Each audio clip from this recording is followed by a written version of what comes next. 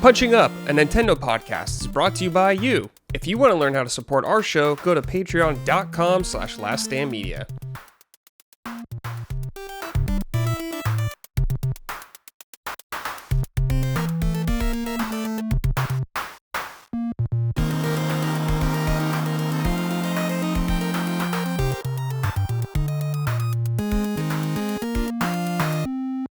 Hello everyone, welcome to episode 99 of Punching Up, Last Stand Media's weekly Nintendo podcast. I'm your host as always, Brad Ellison. Joining me, I have my two fine co-hosts. Today, we're starting with Gene Park. Gene, what's up, dude? How are you?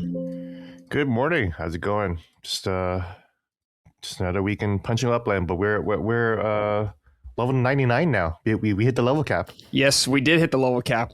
We sure have, yeah. Feels good, man. Crazy. Yeah, what was the first game you ever hit a level cap on? Do you remember? First game I ever hit a level cap? I don't know if I ever have.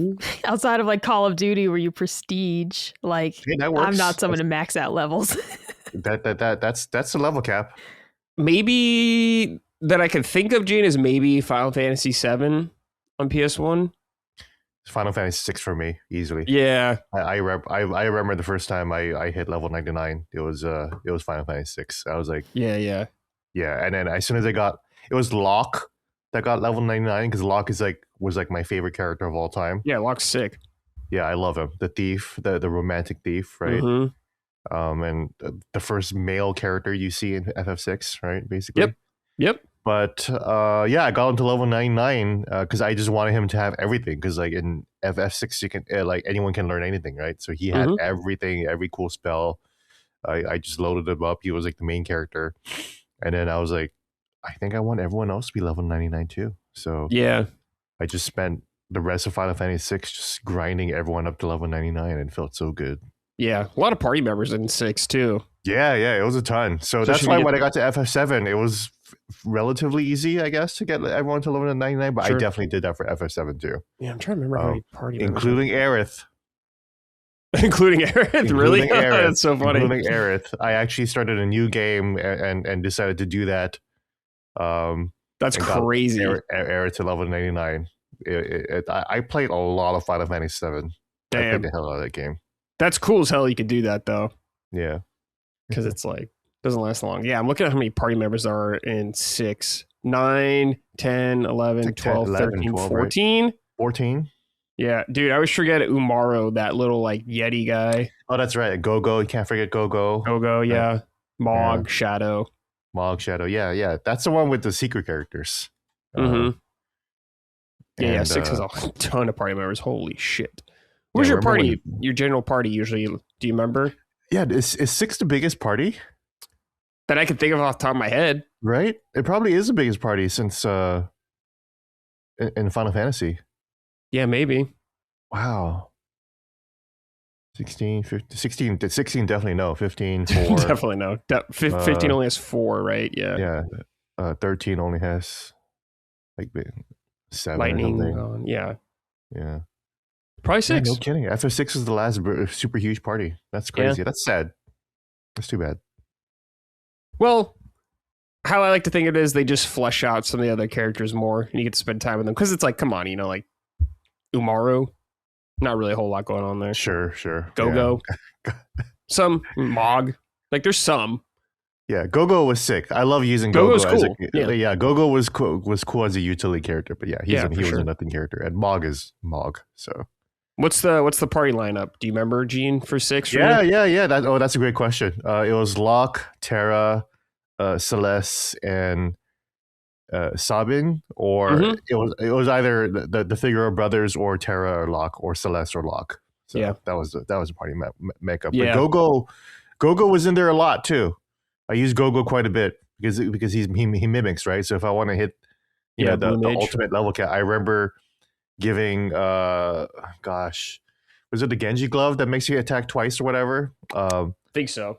I'll give 2 ultimate weapons to Locke, and he would do like the multiple slashes. So I think he'd like attack 8 times, and then Go-Go would just mimic that, and the game would just be over. And that's it. I was always at a crossroads because I liked Shadow as well. So I'm like, do I want Locke and Shadow at the same time? I never really used Shadow. Yeah, I mean Shadow is like the first like edgy character that I loved, right? But I never really used him that much in battle, actually. Yeah, I love using Sabin because of the fighting game martial arts. Yeah, the inputs. Yeah, that is fun. Yeah, the inputs. That shit was so sick. And then Edgar with the tools, of course. Edgar was just a cool character. I loved the Figueroa brothers. The Figueroa brothers were peak. 6 has great characters, man. Man, I could talk about FS6 forever. Micah, you haven't played Final Fantasy 6, right? No, not yet. I did buy the Pixel Remaster cartridge. I made sure to get that on PlayAsia when it was available. Okay, right. That's 1 through 6, right? 1 through 6 collection, yeah. Yeah. I'll get to it eventually. I love 6. Myself, but I bought it to just make sure I had it. Yeah, I mean it's smart. Yeah, you're a big JRPG fan, but you haven't played a ton of Final Fantasies, right? No, I've only tried 15. Okay. I did not like it. Well, you know what? That's not true. I tried the one with Tidus on 10, Vita. I tried that. I hated that as well.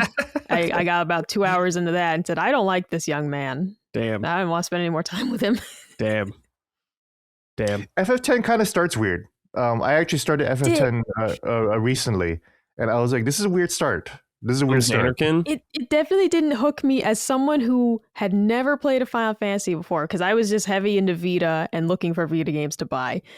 Picked up a copy of that somewhat cheaply and said, I'll give this a go. I've never played a Final Fantasy. And then I was like, I don't know who these people are, but I don't like them. Yeah, I was not into it at all. You just pop up, you're playing Blitzball, apocalypse happens, and you're just like, what is going on? What is this? It's a weird start. Yeah, but then Orange goes up, and it's like, oh shit, this guy is sick right away. He is cool. I don't know, man. It as someone who was a non-fan, it didn't hook me. I also didn't Google though, like best Final Fantasy to play for a first one or anything. I literally was just like, it's on Vita. Okay, I was just trying to find Vita games to play. A lot of people do choose FF10 as the best first one though too. Interesting. One of the best first ones, but I think I agree with you that the intro is kind of weird, and I remember playing it back in the day, but I was a mega Final Fantasy fan, so like I pushed through like the weird intro because I knew that Final Fantasy was about to happen. So I was like, hell yeah, I'm here for it. I don't care, whatever, let's just get to the worlds and the battles, and we'll talk about getting to the world and battle later. For another iconic JRPG, but. FF10 started weird, so I don't blame you for dipping out after an hour and thinking, that's weird. It was a weird one. It's a weird one. But it started with FF7. FF7 starts good. it does start. FF7 does start really good. Probably one of the best starts. FF7 probably has the best intro out of the whole series, I think. I would think so. Probably. Yeah. Easily the most iconic, of course. But. Oh, yeah. Not a question. The bombing run, gameplay wise, like introductory wise, story wise, like I think it hits like all those cylinders for sure. I'm trying to remember. FF6 is like FF6 is cool. Yeah, is cool. It's probably it's definitely I think it's probably the second best intro for sure. Yeah, with the mechs and stuff going to Narsh. Yeah, the Magitech or whatever. Yeah, no shade to FF10. I still think FF10 is one of the best, but I think the intro is a little weird because like it's like you got the death metal going too as Orange shows up too, and it's like the vibe is so strange. Like we got death metal, but Tidus looks like a J-pop star. Yeah, it's crazy. It's weird vibes. It was like a clash of many things. Yeah, and like the more you describe it, it's like I just remember thinking, what the hell is this? And this is not what I thought it was going to be. I don't even think I own it anymore because I think when my boyfriend and I broke up, I probably just left that game with him because I was like, I don't want this one. Because I divvied up the game collection of like, these are the ones that I bought and those are the ones he bought. And I was like, I don't even want this. I don't even think I have it. I bet you FF10 Vita is probably worth something too. I don't know. Yeah, it's pretty cool. It was on Vita. Shout out FF10. Man, I haven't played that in forever. Holy shit. But I like 9, the intro of 9, quite a bit. It's slower, but I do like it. With like 9 has a good all that intro. kind of stuff. It's good. It's good world building. Yeah. And and the play and everything like that, right? And the heist. Yeah. Really good stuff. Yeah, I love that is 9 fun. is one of the better ones for sure. Hey, If you want to support us, go to patreon.com/laststandmedia. You can get early ad-free access to this show and all of our shows. So please support us over there if you enjoy the content. Couldn't do it without you guys. Want some merch? Go to laststandmedia.store. Micah will send it to you. So please check that out. Check that out as well. Guys, I just talked to Dustin earlier. Me and him are going to Universal Studios Saturday. And they go to that Nintendo World. I don't think he's seen it. Hell yeah. So, I think he went to the one in Japan, but not here. Because we're going to the Persona concert this weekend. So, fucking stoked. It's going to be a good day. We're doing both of those in one day. Wow, that's quite the date. Yeah, it's quite the date. Yep. It's going to be sick, dude. Very excited. Are you going to Cheesecake Factory after? No. We can't give you too much fuel for your fan fiction, Micah, that you're writing. I know, this is what everyone wants to see. Like, everyone wants, it's like, oh my God, a perfect day out with Brad and Dustin. Of course it would involve Cheesecake Factory. Yeah, of course. Yeah. That'd be your day out, Micah. Your day out would be going to Cracker Barrel, then Cheesecake Factory. We wanted to go to Waffle House today. Colin had a dentist appointment earlier, but his dentist appointment was at 2. And he's like, do you think we can go to Waffle House in between you doing your show? And I was like, no, because his dentist is like 25 minutes away. And I was like, no, there's not time to fit Waffle House in between all these things. Damn. Maybe if we do an earlier appointment next time, maybe. Maybe, yeah. Is he eating twice a day now? House. I thought he was a one day guy. Oh no, still one meal a day, but we go out to lunch together maybe once a month or something. You know. Okay. He humors me by eating a lunch every now and then. That's good. He throws you a bone every now and then. That's nice. All right, it's like, hey, how about a lunch date? Because it's, I don't know, it's different than going out to dinner. It's fun. Yeah, totally. A different vibe for sure. Let's see. Big Dumb Stupid Idiot wrote in. Howdy, punchers. Micah, I need your thoughts on the Pats playoff run and Josh Allen's all-time choke job. Rest in piss, Bill Mafia. I don't know what's going on here. This is all you. Oh, yeah. Okay. Well, yeah, the Patriots are advancing in the playoffs, which I am as surprised as everybody else. I mean, I'm thrilled. I'm fucking thrilled. But yeah, we beat the Texans, which is fantastic. It was a weather game, which is always fun. The Bills lost to Denver. The big thing with that is that they lost to Denver, and then the Denver quarterback broke his ankle during the game. So the Bills lost. Now the Denver backup is going to be playing the Pats in the next game. And it just kind of really, we have a better chance than we would have because we have to travel to Denver for this game. So I'm stoked. My dad's excited. I've been talking to him all week. I do feel bad. I feel surprisingly bad for Bills fans. I didn't feel bad though until I saw Josh Allen cry. And I was like, don't do this to me. Don't make me feel bad for you. Seeing a grown man cry, dude, that hurts. Oh, dude, because he's crying at the press conference saying he let his team down. And then they went to then they go to the locker room and they say to one of his players, the reporter's like, Josh Allen said he let you guys down. How do you feel about that? And the dude's like, he said he let us down? And then the dude was crying. And it was just like, don't do this to me. Because I hate the Bills with every fiber of my being. But then you made me feel a little bit bad for them. Famously, the Bills have just they get to the playoffs easily year after year, but they don't advance to the Super Bowl. And they had, I think, 4 years in a row in the 90s where they got to the Super Bowl and lost, I believe. Mm-hmm. And so it's Bills fans have just been going through it. I don't take it for granted.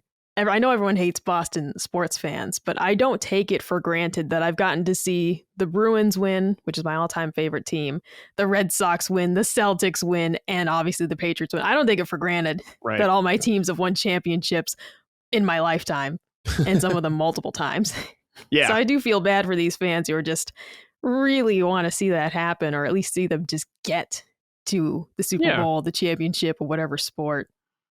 Yeah, it's got to be rough being a sports fan. I couldn't do it, man. Because you're just completely powerless. Yeah. You're just watching and hoping. Yeah, it's just like a car crash in slow motion all the time. We're watching a game and you just know it's fucking over.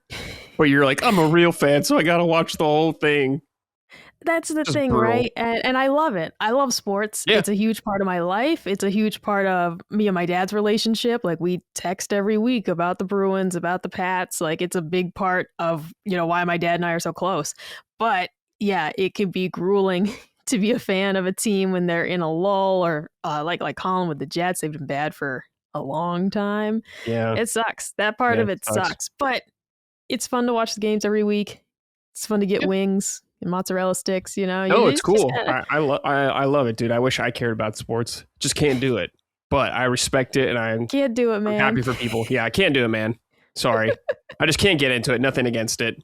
None of them have like ever interested you, or like were you ever like in middle school you kind of liked baseball, you kind of liked basketball? Was there anything that somewhat appealed to you ever? Yeah. Kind of. When we were younger, I think, you know what it is, Mike? I think just no one in my family's big on sports, so that makes a big difference. Yeah. DNA kind of like incorporated with me. Like we went to like some games occasionally when I was a kid, like an Angel game or a Ducks game, maybe occasionally, but no one in my family is really big on sports, so that's probably a huge factor. Definitely. I mean, when you're watching on TV and you're hogging the TV for 3 hours, you know, and unless your family's into it too, it's not the same.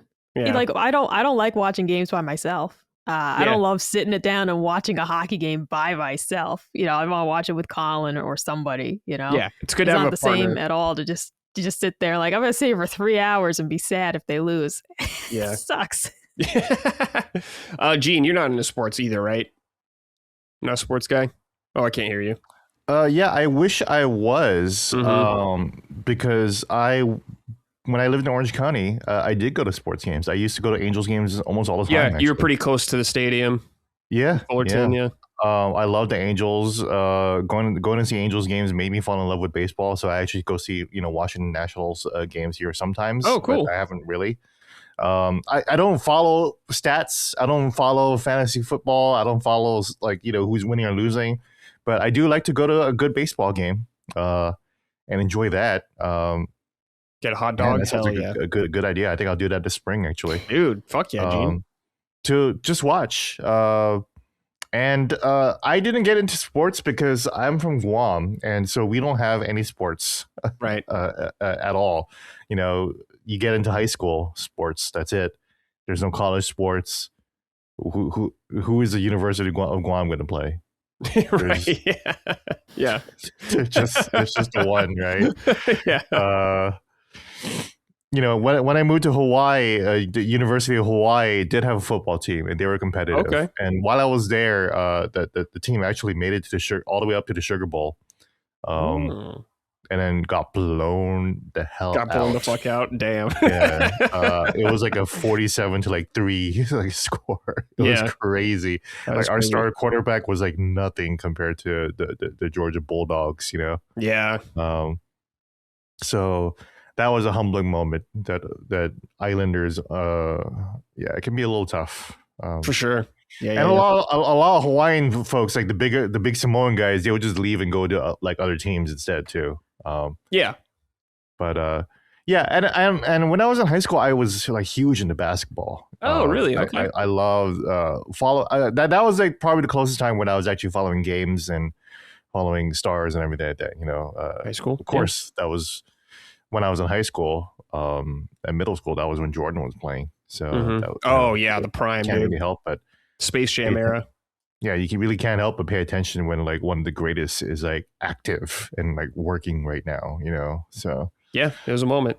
It was like when Gretzky played hockey. It's like everyone knew fucking Wayne Gretzky. And shit. I actually didn't tune into hockey when Gretzky was playing, but of course you heard of him. Yeah. I actually saw him in real life. So this place I used to play hockey at, he opened up, or like he licensed his name out to like a roller hockey thing that was built by me, where we would play hockey all the time, and he was there on the opening day. I was like, oh shit, it's fucking Wayne Gretzky. It's just crazy seeing a celebrity like that, I guess, especially when you're a young kid. Pretty badass. Yeah.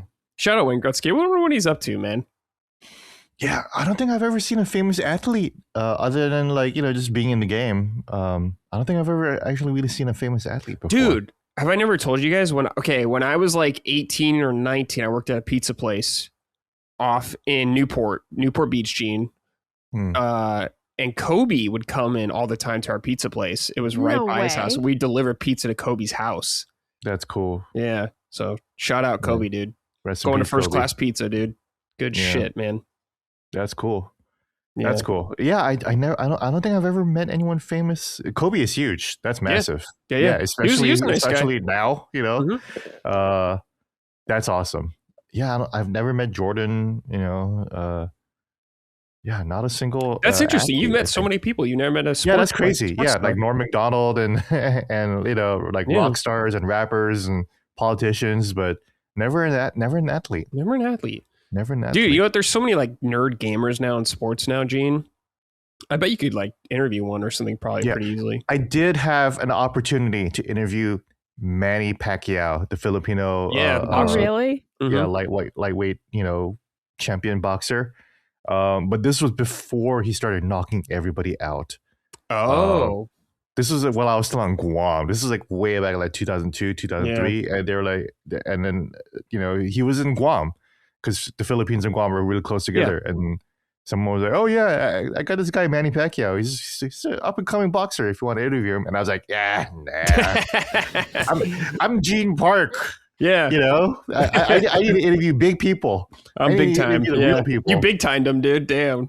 Yeah, I big timed him, and then like 2 years later, he would start like winning, and I was like, oh shit, that guy, fuck. Yeah, that's crazy, dude. And then he started to like become like the champion, and I was like, man, I totally missed out. And then he was kind of an asshole, so I'm like, whatever. But sure, yeah. No, that would have been because like he has like this weird thing where like he has like all these boys who sleep around his bed with him. What? What? Yeah, he has a massive like bedroom, and he would have. And he would make sure that he would have boys sleep at the foot of his bed, you know.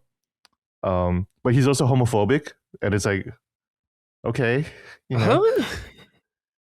Something like they Michael say money Jackson changes people, but I don't know. Yeah, holy this sounds moly. a little crazy.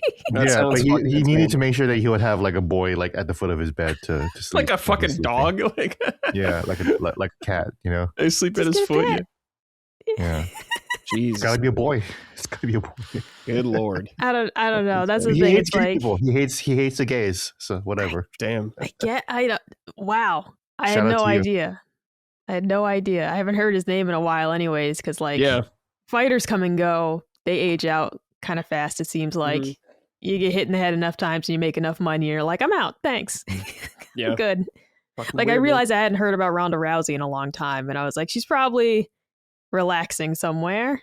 She was wrestling, I think, for a while. I don't know if she is anymore, but oh yeah, I mean that's kind of like the funnel of like, I don't want to get hit that hard anymore. Sure, yeah. How about I go do some really cool moves in a ring and not get my face caved in? Yeah, as much, yeah. I mean, I don't blame him. Getting hit in the face fucking sucked, probably. Constantly. Dude, yeah, I can't imagine it. Like, even just watching football and watching people like make these dives to the ground, it's like just overriding your instinct to not throw your body at the floor. Yeah. I don't. It's why I always, as a kid, I tried to learn how to skateboard and I was too scared of falling. I really was. And I just never progressed past just kind of dicking around in my driveway because I was so scared of falling. But it's like one of my good friends had broken so many bones, his parents were being investigated for beating him because he kept falling off the skateboard. So I'm like, I don't want to have to get like that guy. He's always all fucked up. Every other week he's in a new sling. He's in crutches. Like, I don't want that to happen. Damn. Man, I used to skateboard a lot. Of course, I had big dreams. I loved Tony Hawk. I loved Rocket Power. Birdman. Like, I was like, dude, I want to do this so bad. And then I was so scared. I was so fucking scared. Gene, did you ever skateboard? I did, actually. I love this. Yeah, Southern California. I was going to say Southern California. He was there at the time. Yeah. Yeah. The early 2000s, Tony Hawk was huge. Again, Tony Hawk. You know, when one of the greats are going on, you want to pay attention. But I used to skateboard 2 class. I never did tricks. The one time I tried to do a trick. I just tried to do a regular ass ollie, just jump, and I of course tripped and fell and landed on my elbow and fractured it. And that's exactly what I was scared of. I was in a cast. I was in a cast for a good few weeks. A good thing I was actually wearing a helmet because I actually landed on my fucking head. Oh, ew, that's brutal. Yeah, and I was like, whoa! Like, good thing that helmet actually worked. That would have rocked me pretty damn good. But damn, my elbow hurts. I can't move my arm anymore. I should probably go to the hospital. Yeah. And then, so that was the last time I ever did tricks. But I used to go to class with the skateboard, and you know, I used to roll along because I used to do photography. Mm-hmm. So you know, whenever me and the boys would hop fences to go to schools, like I would be shooting photos and video, filming, shooting photos, filming. So I was definitely the film guy. Every crew needs a guy like that out with the skateboarders, and we almost Well, got arrested and everything too. Yep. So Because how else we wouldn't have MTV Scarred, that wonderful show of people falling off of skateboards and scooters and things. We wouldn't have that show if there wasn't a guy videoing it, such as Gene. You know, it was always the guy who's gonna be like, I'm gonna video you doing this sick BMX trick, and then the guy just biffs it, and then you mail it into MTV Scarred. What a wonderful program! Dude, the guy from Papa Roach hosted this. Holy shit! Oh my god, is that who it was? Yeah, the singer of Papa Roach. Yeah. Oh Dude, my god, it's been we so used long. to be a proper country with the content we had. Man.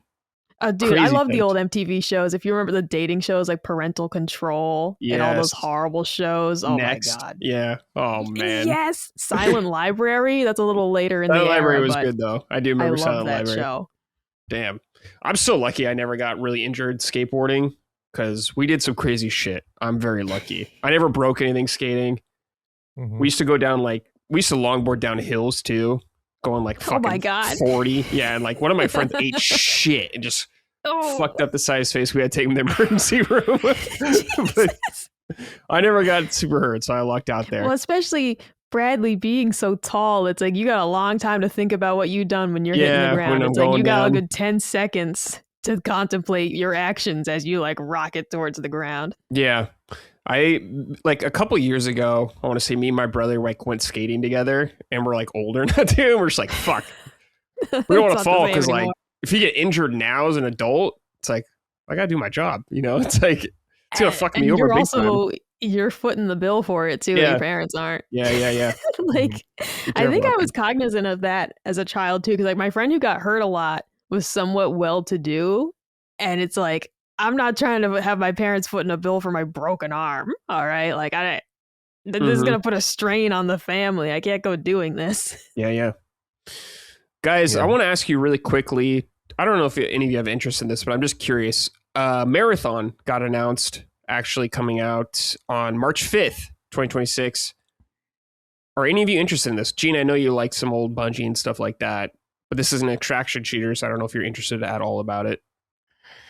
Yeah, I am not interested in extraction shooters. I don't really like the genre all that much. That said, Bungie might be able to be the ones to do it. You know, that old quote unquote Bungie magic, blah blah blah. Right. I will say that extraction shooters are so unattractive that Arc Raiders looks fucking generic to me. Like Arc Raiders looks fucking terrible to me. I think visually, Arc Raiders doesn't have like a super appealing art style to me. There's no art style. It's barely sci-fi, barely grounded. It doesn't do anything of either. So it's like, for me, like it's like one tier less generic than High Guard in terms of like what it looks like. I haven't played it, so this is not a judgment on the game. If the game's fun, the game's fun. You know, The game is fun. And shout At out least to you if Arc you like Raiders it. But is. there's nothing from what I've seen of the clips, and I've watched a lot of clips of Arc Raiders. Looks fucking boring to me.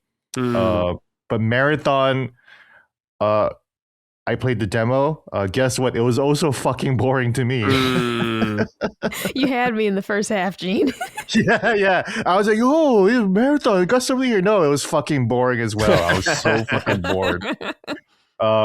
That said, Marathon, you know, like art style, blah, blah, blah, vibes go a long way. And Marathon, if you gave me Arc Raiders versus Marathon, I will play Marathon over Arc Raiders because Marathon looks a lot more interesting. Cool.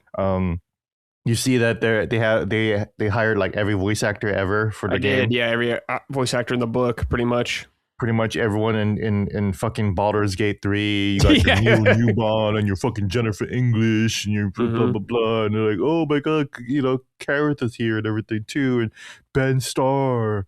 And you know, and, you know, I see people be like, oh, maybe the game's going to be good. That turns me off more of the game more than anything else, actually. Just the having voice all those actors. voice actors. To me, that sounds like that sounds like they're like, oh, we gotta spice up this game a little bit more. You know, I'm Sure. surprised Aaron Paul wasn't in there. You know, Not yet. Live Yeah. service, give it time. Yeah. He could show up. But all that said, though, I'm not cheering against Marathon. I do want Bungie to succeed. But Marathon is definitely not the game I wish they made. Gotcha. Next, and I'll try it out. Sure. I definitely will try it out. And that's more than I can say for Arc Raiders. You play Arc Raiders, right? I did. Yeah, I played for a while. I'm just playing other stuff right now, but I thought Arc Raiders was really good, actually. Really good game. Yeah. Really fun. But I like extraction shooters. I think they're cool. So that goes a long way. Yep. Micah, you play some multiplayer games. Some, particularly you liked Call of Duty, Gears of War, and all that kind of stuff. Does this interest you at all?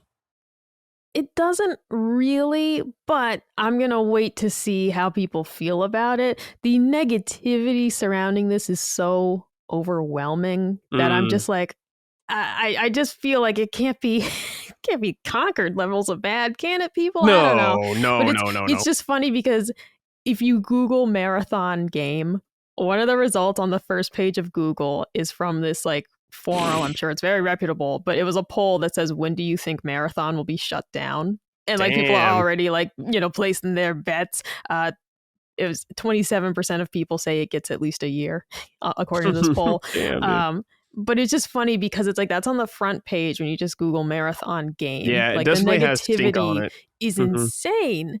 Yeah. And so it's like, does it appeal to me immediately, like as a must play? No. But I'm a wait and see type of person. I say, yeah, I might check it out. It's not screaming my name though. It's definitely not like, oh my God, I gotta play that. I've seen it and I'm kind of like, yeah, I don't know. Let me see what the boys think and maybe give it a whirl. Yeah, for sure. Me and Dustin are going to play it. We're both down. So I'm looking forward to it. I hope it's good. I don't know if it'll be good, but I hope it's good. I like Bungie shooting a lot. I think they do. They're shooting very good. So did you play the beta? No, I have not. I haven't played anything of it. Yeah. So I'm looking forward to it. The beta is a beta. So if I call it fucking boring, it was really fucking boring. Oh, sure. Yeah. I mean, it's not for everybody. That's for definitely sure. And I have no idea if it's good or not. Yeah, but I seen some of the changes, like the way the bodies will dissolve to turn into like duffel bags or whatever. Yeah. Like that. That's like way better than just like the bodies like just turning into that they bags, had before. Like, yeah. So it's like they're I'm really excited to see what they've changed for sure. But it's $40 if you're curious about it, which I think is seems like a fair price. It's not going to be Concord. It's already selling better than Concord. Yeah, so. It already is selling. Yeah, it's already sold better than Concord. Yeah. And that's the thing is I feel like some of the negativity is coming from people who actually liked Concord and are still upset about it. And like they're so wary of the next kind of iteration of like these type of games here. Because it just truly is like, guys, I don't know, man. Like, we're so salty about this as a community, like so fucking salty. It's insane to me. It's like, just let it come out and see what we got. Yeah, I don't know. We shall see. I'll definitely be my own judge on it, but yeah, definitely not for everybody, but I'm curious about it. So it's March 5th, so not too long. We'll see. All right, quickly, Nintendo stuff here. This is news for me. Zelda is getting a new Lego set. We speculated about this before. It was kind of like teased before, and it's exactly what we thought it was going to be. It is a Lego set of the end of Ocarina of Time with Link and Zelda fighting Ganondorf. And of course I'm going to buy this because there's a giant Lego Ganon, and that's fucking sick. It's like $100-something though, so just keep that in mind. But I'm fucking in, of course. I'm a sucker for Zelda, so I'll buy that shit. What do you guys think of this Lego set? Have you seen it yet? Yeah, I watched the video on the link you sent. Mm-hmm. It's a really cool set. I like a lot how it looks. It's, again, not something that I want to actually build and own, but I think it's a fantastic looking set. I like how they have to put like a disclaimer that the special effects are not included. Yeah. Some idiot like, just so you know, the fire doesn't move on its own and Zelda's not actually going to start firing beams. Hey, man, I needed to hear that shit when I was a kid, Yeah. When I saw He-Man figures or G.I. Joe figures start having flashes out of the guns, I was like, oh shit, does that fucking come with it? And then the mid-message show up, it's like, special effects are not coming. I was like, oh, okay. Well, yeah, gotta let them know, dude. I still want that, but Oh, dude, because it's the littlest things. Like our country is so famously Sue happy, and it's like you buy a box of cereal, it's got like a giant picture of the Cheerio on it, and it's like not actual size. I know, because dude. someone's gonna be like, I thought it was a one big giant Cheerio. We in keep here. like accommodating the lowest common denominator of intelligence. Just fucking stop. Stop letting him get away with that kind of shit. It's ridiculous. Gene, any thoughts about this Lego set? You think it looks cool? I will say, I know I've been pooping on Lego sets for a while. I will say the Ganon looks fucking sick. Yeah, the Ganon really looks good, right? sick, dude. I am tempted to buy it just for the Ganon. Yeah, I don't care about I mean the playset looks awesome too. I might just like not have Link or Zelda on the playset and just like have Ganon there. That would be the thing. I'm not gonna buy it because I don't have space for my place, and I would want that to be like prominently displayed. Yeah. But if I did have like a nice house, that's both I would buy that. I would actually just buy that straight up. Yeah, I would. Yeah. I'll definitely get it. So we'll show it off on the show. In the future. Yeah, that's great, man. Like I'm actually kind of bummed that I'm not gonna get it, but I kind of want it. Ganon looks fucking sick. Ganon looks fucking sick, dude. That's the best looking Lego video game character I've seen so far. Yeah, way better than Horizon. Actually the tonics were cool too, but Yeah, those looked really good, but it was like the style of it was suited to Lego. There are some things. It's kind of like Funko Pops. I know a lot of people just hate them outright. I'm Brad, but some of them do just work better than others. Yeah, and sometimes I see one, I'm like, oh, that don't look right. Like some of them are just bad, and then there are others where it's like this lends itself well to this. Yeah, but Ganon is like cartoonish and big. This is perfect. Yes. Mm-hmm. Yeah. Now, Micah, so we got this one out of the way. Now maybe we'll get closer to Link with the King of Red Lions, the boat. That'd be great. That'd be fantastic. That's like a no-brainer set to me, honestly. So maybe we'll get that eventually. That's such a good little set. If they made a reasonably sized Red Lion boat, I would probably buy it. Because I do just love the little Red Lion guy. But if it's like, this is $300, I'm not buying it. No. Yeah, it could be like it could be a cheaper set if it's just Link with the boat, probably, or something like that. Exactly. I'll take a cheap one. Just don't be like, we made it fully to scale. Don't do anything like this, please. Full scale. Don't make it the Titanic Lego set, where it's like, this is a 126 size. I don't know. Don't do this. Save that big dick stuff for Twilight Princess, right? That's what I'm talking about. Save those $500 sets for Twilight Princess. That'll never happen. Even though I wish. Everyone's favorite Zelda game gets the most expensive Lego set. Yes. Just all 10 of us. You're just going to have to get a custom one, You're just going to have someone map it out for you how to build it, and you're just going to buy all the pieces. Yeah. Hey. We'll see. We'll see what happens. All right. Quick little side thing also here. Doug Bowser, who was the former president of Nintendo of America, has linked up with Hasbro. I'm going to read this from Video Game Chronicle. Hasbro is the American entertainment holding company behind Wizards of the Coast, Transformers, Monopoly, Nerf, Peppa Pig, I don't know that, and countless other household names in toys and gaming. Bowser joins the Hasbro board after having retired from his Nintendo position just weeks ago on December 31st, 2025. The exec spent 6 years as NOA's boss overseeing the launch of Nintendo Switch 2 and the company's significant expansion into licensed merchandise. Bowser's role at Nintendo was replaced by Devin Pritchard, the long-serving marketeer who joined Nintendo 19 years ago. Pritchard, the first woman to become Nintendo of America president, appeared in the video. Okay, we saw this. She did appear at a quick little video at the New York Game Awards on Sunday night. Nothing was really said there, so we're not going to cover it, but she was there if you want to see it.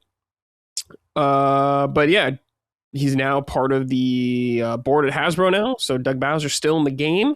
Still going there. Not in video games, though, but now going more towards toys. Well, I guess Hasbro does do licensing stuff out with games and all that kind of stuff, so maybe that's why they wanted him in there as well. But, Gene, you actually know Doug Bowser a little bit. Happy to see him here? Don't care? How are you feeling? Yeah, just look, this is what you do when you retire. You join boards of things. Yeah. And when you're on the board of a thing, you really don't do a lot of work. You go to a meeting once a month, probably Zoom, and you just hear some shit, and then you might make a decision or two. Right.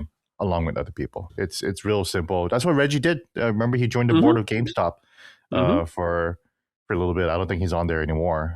But yeah, you just join boards, and that's a natural fit from Nintendo to the major toy company that owns a lot of IP. Yeah. But yeah, shout out to Doug. Happy to see my boy still being busy and still dipping his toe into stuff and some fun stuff. But yeah, shout out to Devin Pritchard too. Yes. Saw that Game Awards or New York Game Awards video. Her haircut looks great.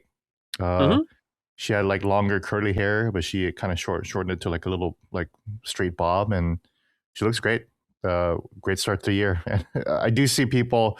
I obviously Doug is my boy. It's not going to be defensive of him, but I do see people say like, "Oh, I know more. We've seen more of Devin now than we've ever seen of Doug." And it's like we've seen Devin like once. Like people are like, "Oh, Doug didn't do anything," and it's like he was there during the whole Switch generation. The Nintendo saw its biggest console ever and the biggest sales ever.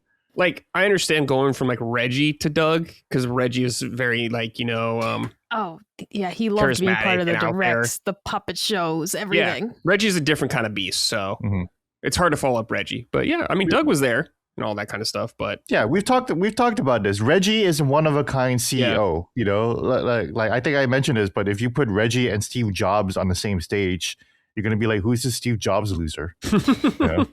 But I mean, maybe not, but like Steve Jobs and Reggie, they will be competitive in terms of like who is more charismatic and who is getting more attention.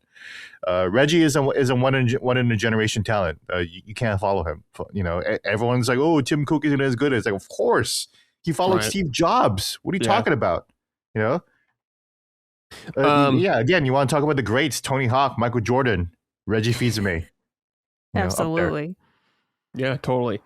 There's a chainsaw going outside my house somewhere. So, Mike, I'm going to ask you to mute myself. Any thoughts on this whole thing about Reggie going to Hasbro? About Doug Bowser going to Hasbro. It's a cool move. Just in terms of, it's interesting to see kind of how some of these things work. Like you can tell that Hasbro's thinking like, this is someone who knows what the kids are into these days, right? This is a guy who is steering, the American branch of Nintendo. So yeah, no, I love toys as a collector of various things. So it's nice. How do I say this? It's nice to have someone who I hope truly loves like the product versus having like some stiffs in suits making all these decisions, right? It's like, yeah, get someone like that on the board who has a finger on the children's pulse. No, a finger on like the pulse of what the children like. Like on one time. Hold up. Get someone like that in there versus how it sometimes feels like these companies are grasping at straws to determine what their customers want, Yeah.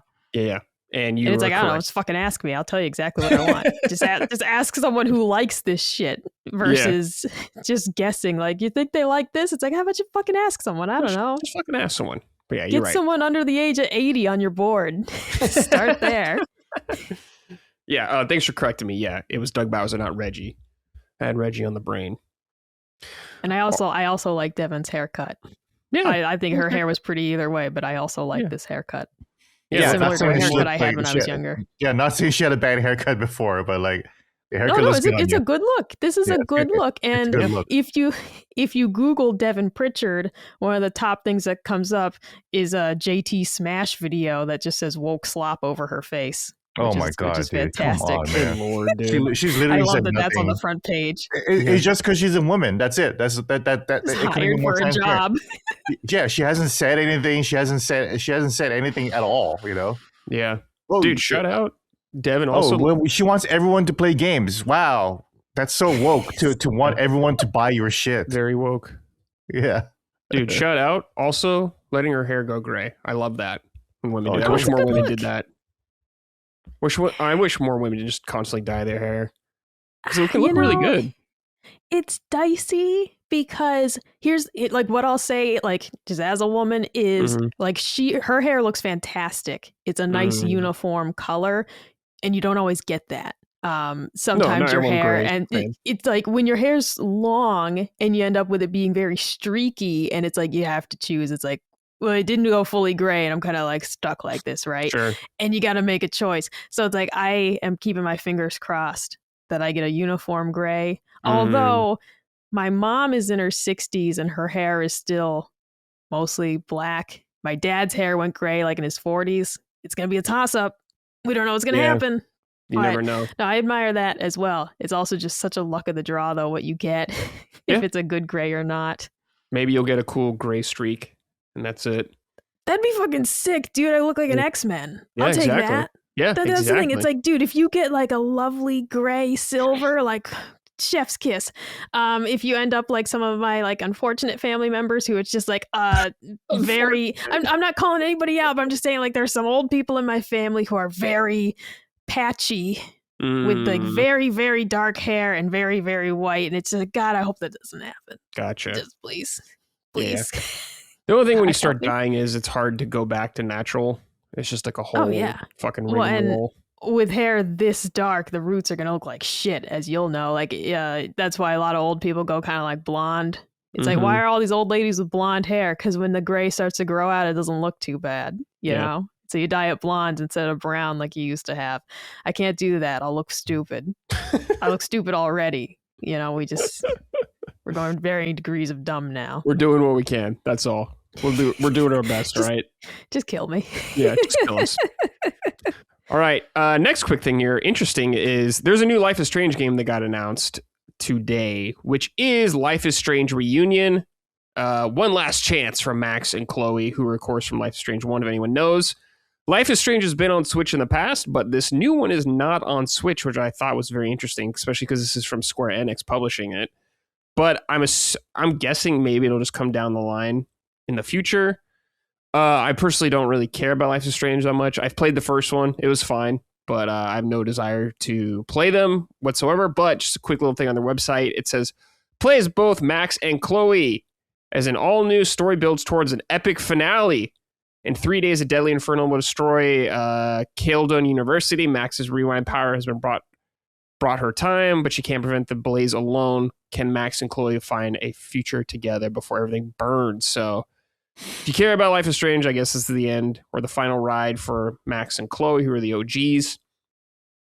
Micah, do you care about this at all? You kind of like some games like this, like the Telltale style games. I loved the first one. The first Life is Strange, I really, really liked. And then I tried to play the next one where Chloe was like the focus, and I hated her so much. And I was like, this doesn't work without the other one. And I have not tried them since. Like the first game is perfect for me to just pretend that that's it. That's where it ends. Yeah. And I leave it there. Otherwise, no, I have no interest in continuing it.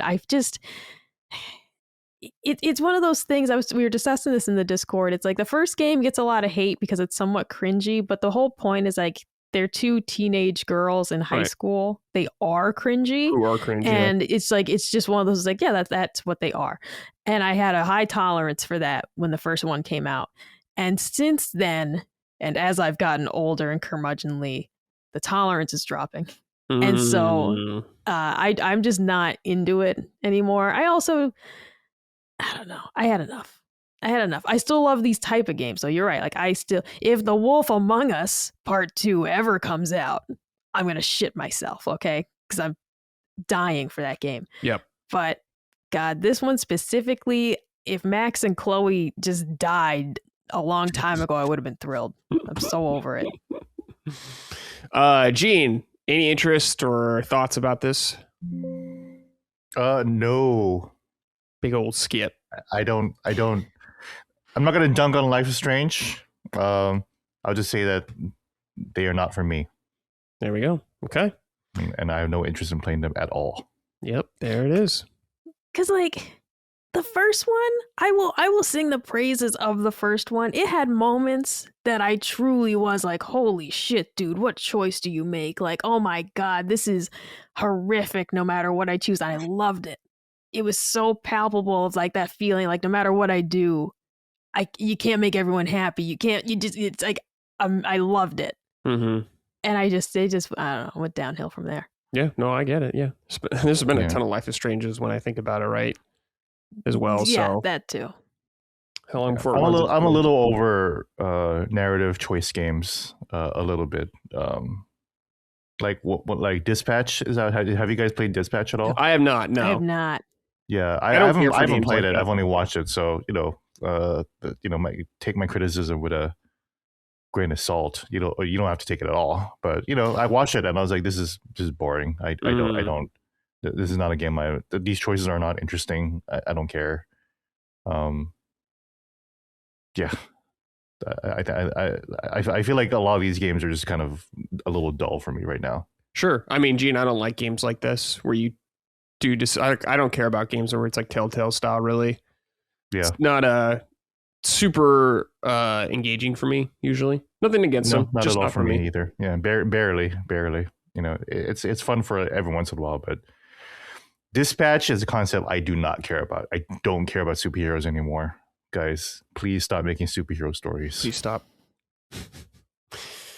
All right, next story we got right here is so Borderlands 4 could have got a potential leak going on up here. Borderlands 4 came out a while ago on PlayStation, Xbox, and PC. Micah actually played through the game, but Yes. the Switch 2, it was supposed to come out on Switch 2, but it got delayed.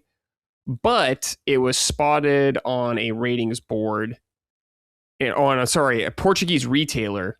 It was spotted up on there. And the date is February 27th that it's supposedly coming, which I guess totally sounds normal.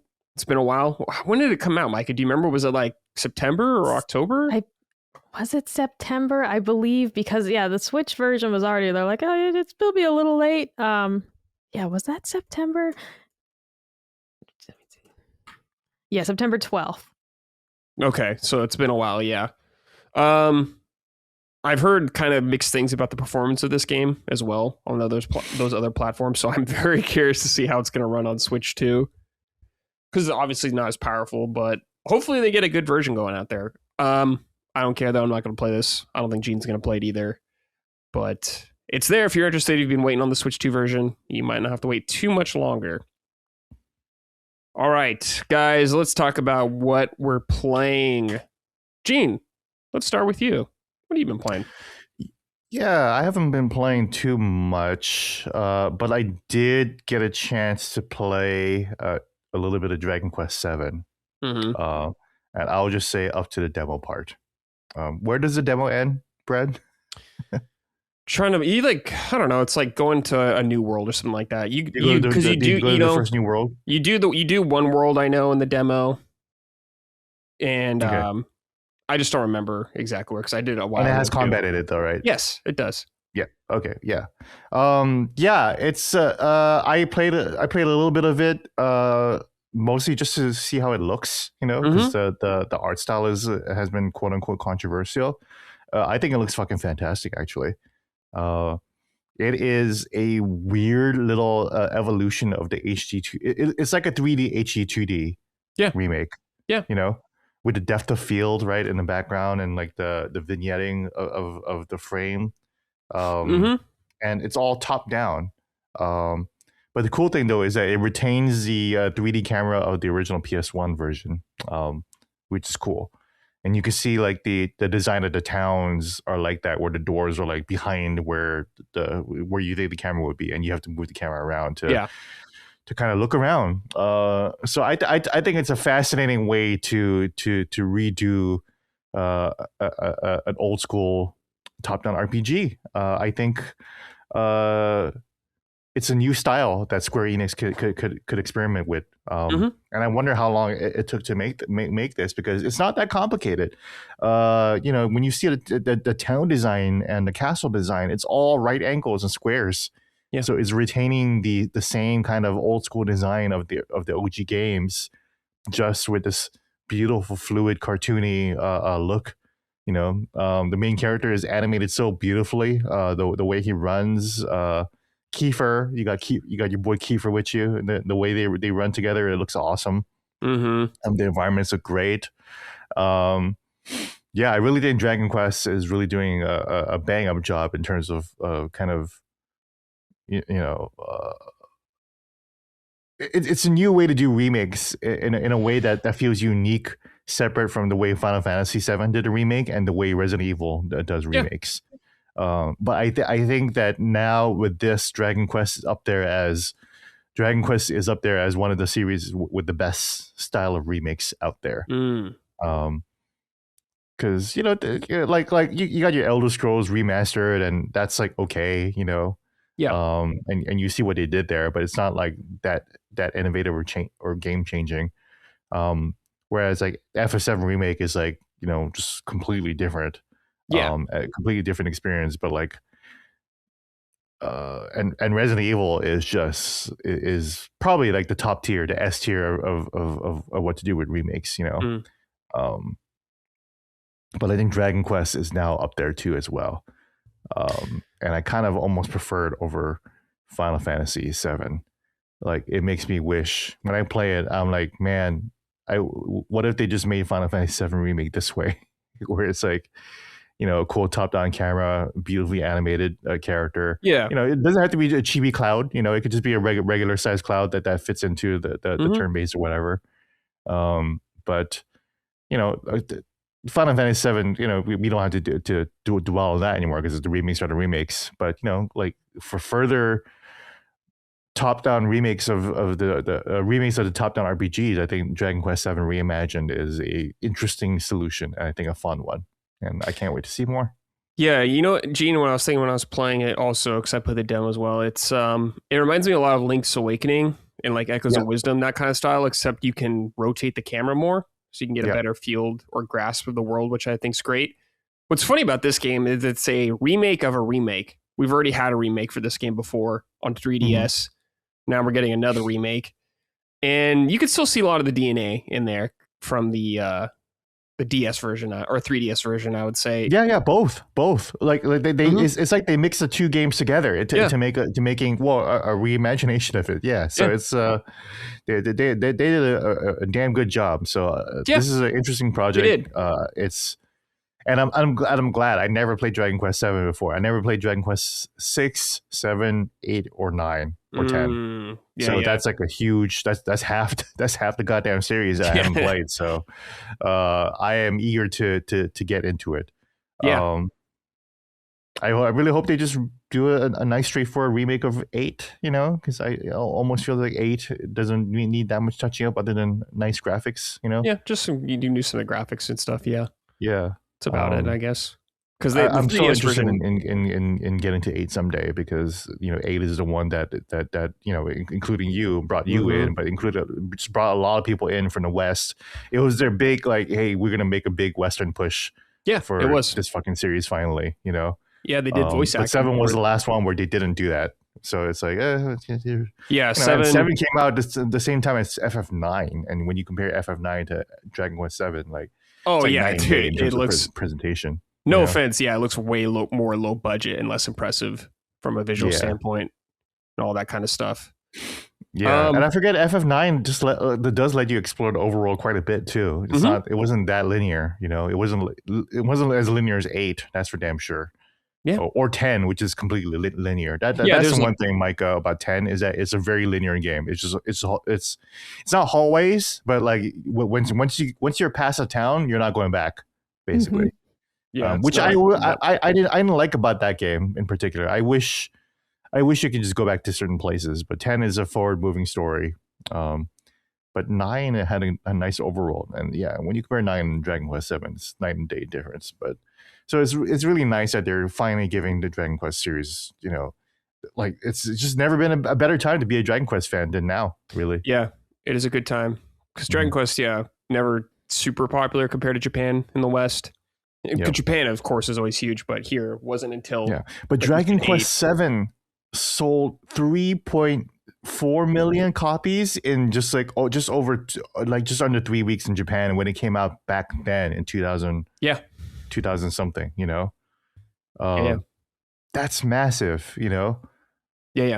for that much, for that short of a time, like that blows, like, look, I'm sorry, but that blows away Expedition 33 sales, on one console on the PS1. Yeah, in Japan. Dragon Quest 7 sold that much only in Japan. That's how big Dragon Quest is in Japan.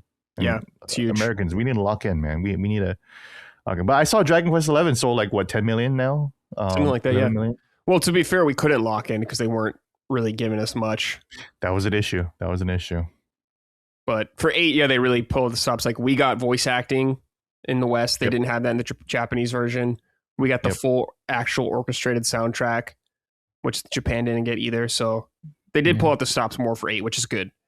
Yeah, they did that for Dragon Quest 11 too. They gave us voice acting for in American, and I think there was no Japanese voice acting in Dragon Quest 11 at all. You just had to read it. Yeah, it's a very Japanese thing, I guess. That's wild. Yeah. Yeah. So shout out to Yuji Horii and the boys for really trying to hook us in, because it's working. I think it's working. Yeah. I will say what I played from the demo, it's great. It's a very simplistic RPG, I will say, in a lot of ways. I mean, when you're playing it, you will see the DNA of a PS1 game. And I mean that in the best way possible. Yep. It's not going to like blow you away probably in like what it's doing or the story or anything like that, but it is a very comfy, enjoyable experience in my opinion. Yeah. The story, you're right about the story. It feels like it's funny that Yakuza like cites Dragon Quest as a story, as an inspiration, because when I'm playing Dragon Quest games, they're like, oh, you beat the side quests. Okay. Yeah. And just move on with your day. You know, there's no languishing, or there's no like epilogue of the side quests. Or like, oh, here's the lessons learned and blah, blah, blah. Here's all my therapy speak, you know, the continuation of Spider-Man 2, right? Last week or whatever, that people really enjoyed. Yeah. It's just like, no, you beat the side quests. All right. Get the fuck out of my house. Yeah. I got nothing more to say to you. Like we're done here, you know? Yeah. Move along. And that's and we love that. I think like when Brad and I say that it's a very PS1 game, it's like we love that. It's just I'm curious to see like people who've only played, you know, maybe Expedition 33 or some newer JRPGs and style role-playing games, they'll think about a more simplistic style game like this. I hope it's engaging enough for I hope so too, man. But trust me, there's not going to be anyone checking on like, oh, how are you feeling? Are you okay after what just happened? I know, dude. Yeah. Do you want to talk about it? Do you want to talk about this? Yeah. I'm here if you need me. You know, none of that shit. Just fucking get the side quest, get your treasure, get your experience points, and move on to the next adventure, baby. Yeah, that's what it is. You mean a game? It's just a game. Yeah, it's just a game. It's a game, video baby. Game as video game. It's a video. Not trying to teach you anything or enhance your life. Yeah. There's no BIPOC artists in Dragon Quest. That's for sure. Just for people who haven't played the PS1 version, anything like that, you can see monsters on the field now. So I know a lot of people don't like random encounters. So don't gotta worry about that. Hate that. So don't worry. You can do that. You can speed up combat, all that kind of stuff. So there's a lot of those new bells and whistles. There's some difficulty variances too. You can get more experience. You can change the difficulty stuff. Yeah. So hell yeah, dog. Oh, it's good stuff. It's good stuff, Micah. It's really good. Yeah. Seemingly the stuff that was in the previous Dragon Quest remakes is there as well. So if you enjoyed that, you'll probably enjoy this. All right. Yeah, the overworld looks great. It actually reminds me of Expedition 33. It has that old school open world vibe for sure. Yeah. It's cool. Yeah, it looks good. I do dig it. Looks great. I can't wait for it. Anything else, Gene, or just that? That's pretty much it. Yeah. I haven't really been playing much else. I did play a little bit of Diablo 4. Oh, interesting. Because I wanted to, I played a little bit of Diablo 4 and I haven't gotten further than I've gotten further past the last time, just like the first area or whatever. But I'm starting all over again because the Paladin class is finally in. So I actually just pre-ordered Paladin. Okay. Vessel of Hatred pack or whatever like that, just so I can get the Paladin class. Because I was like, I want to play a sword and board in Diablo, man. That was your guy. You were a sword and board guy in Diablo 1, and then Paladin 2 in Diablo 2 you can be a paladin. Diablo 3 you can be a paladin, and for some reason Diablo 4 they just didn't have a sword and board guy for it. Just barbarian, launch. Yeah, barbarian. It's like, dude, I don't want to be like this fucking roided out like crazy dude who's just swinging stuff around all the time. I want to be a sword and board. I want to have a shield and throw swords at people. And so that's been fun. I'm definitely going to be playing a lot more of that. You know, probably once I get past Dragon Quest 7, Yeah. but definitely in a good. It's a good year for RPGs. The RPG good times continue to roll on through 2026. Sure, yeah, absolutely. But Diablo 4, looking forward to playing more of that. For Nintendo Switch users, I definitely recommend Diablo 3. Reaper of Souls, get it on cartridge. You'll get the whole game on cartridge, and I think that version of Diablo 3 is the only one you can just play offline. There you go. Yeah, that came out. You can't play Diablo 4 offline. You have to. It's an always online game, which is so annoying. Yes, I remember. I understand it because it's like Diablo 4 is like a little bit more of an MMO than it is a Diablo. But Diablo 3, you can just play it all offline, baby, and that is a good game too. That's an excellent game. It's $20 on Switch now. $20 for a game that you can play for 5,000 hours. Get it? Yeah, the Eternal. I played so much of Diablo 3. I love Diablo 3. I love the art style. I'm actually a little disappointed that they went away from it. And I know that art style was a little controversial when it was released because people missed the Diablo 2, and I missed it too. But I also missed the Diablo 3 art style. Sure. And it's still bloody. It's still bloody as hell. Diablo's on sale until the 25th of this month. Get it on Switch. Get it. $20, it's usually 60. So if you were curious, and it runs at 60 FPS, runs great. There you go. Already on the Switch One, so you Switch One users, you won't be missing out either. Yeah, there you go. So if you're curious, check that out. Yeah, I might kind of want to pop that back in too. You're selling it to yourself now. Yeah, basically. Yeah, I want to go back to my old character, the paladin. Yeah. So. I haven't played anything else really except that Dragon Quest demo as well. So Micah, what have you been playing? Yeah, so I'm still chipping away at Fire Emblem Path of Radiance. I'm now like 23 hours in. It's so good, you guys. I dreamed about playing it, and I don't mean that like, I dreamed I was in the game. I dreamed that I was playing it. Like I was in my dream, I was playing on my Switch. Like nice, that's how much that's I'm such a fun feeling, dude. Yeah, I was telling Colin, I was a little nervous somewhat recently because I was like, am I like majorly depressed or do I not like gaming anymore? Because it just felt like nothing was really hidden. And then I played this and I'm just like so hooked on it. I'm cooking dinner and I'm thinking about the next move on the grid I'm gonna make. I'm out with the dogs and I'm thinking about who I gotta upgrade that guy to change classes next. Like I'm so fucking in on this game, and it's just reminded me that it's not that I am losing my love for gaming. It's just that I've had a series of games that haven't really wowed me somewhat. And I'm like, all right, that's fine. That's fine. I just got to continue to choose new things and try them out. But it was because I was like getting a little nervous. I was like, do I not love gaming anymore? Yeah. I haven't felt wowed in a while. And this is so fucking good, dude. Dude, hell yeah. It's incredible. The story is just like only getting better and better. Huge, roster of characters to choose from, upgrade, level up, great variety of weapons and everything to play with. And the battles themselves have had like a good amount of variety in terms of like terrain and challenges. I'm loving it. It's completely linear. You just go from battle to battle. I was going to ask you story about that. Cutscenes. Yeah. Yeah, so this is not a Fire Emblem where you can like go back and play old battles to level up or like have like an arena type thing. You're just playing it. You will stay on the correct levels so long as you clear out the map, on most of your battles.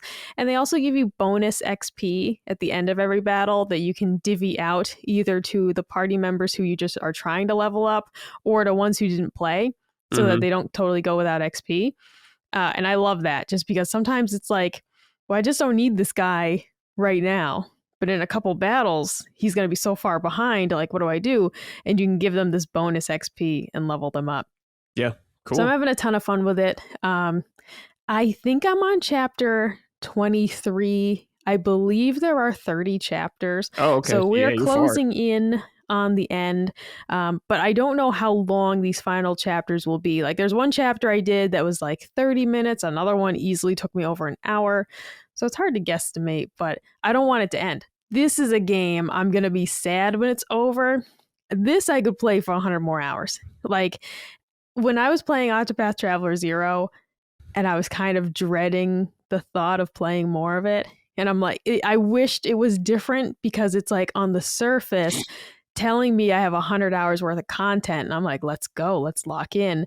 And then I didn't love it. Yeah. If this game had 100 hours of content, I'd be so fucking happy because like I don't want this game to be over.